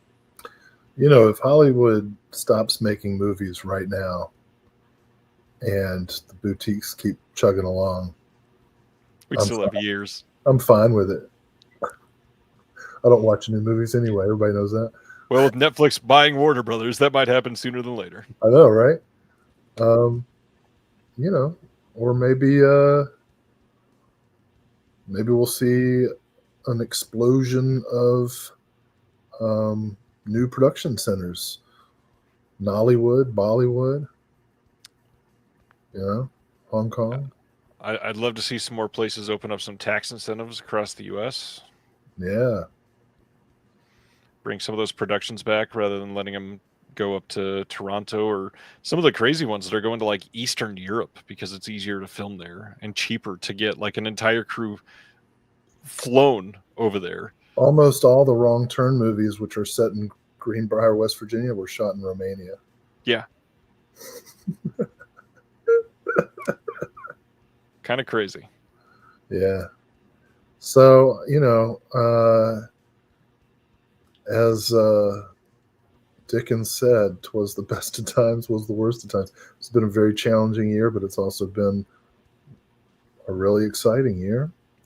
And, you know, I'll say this.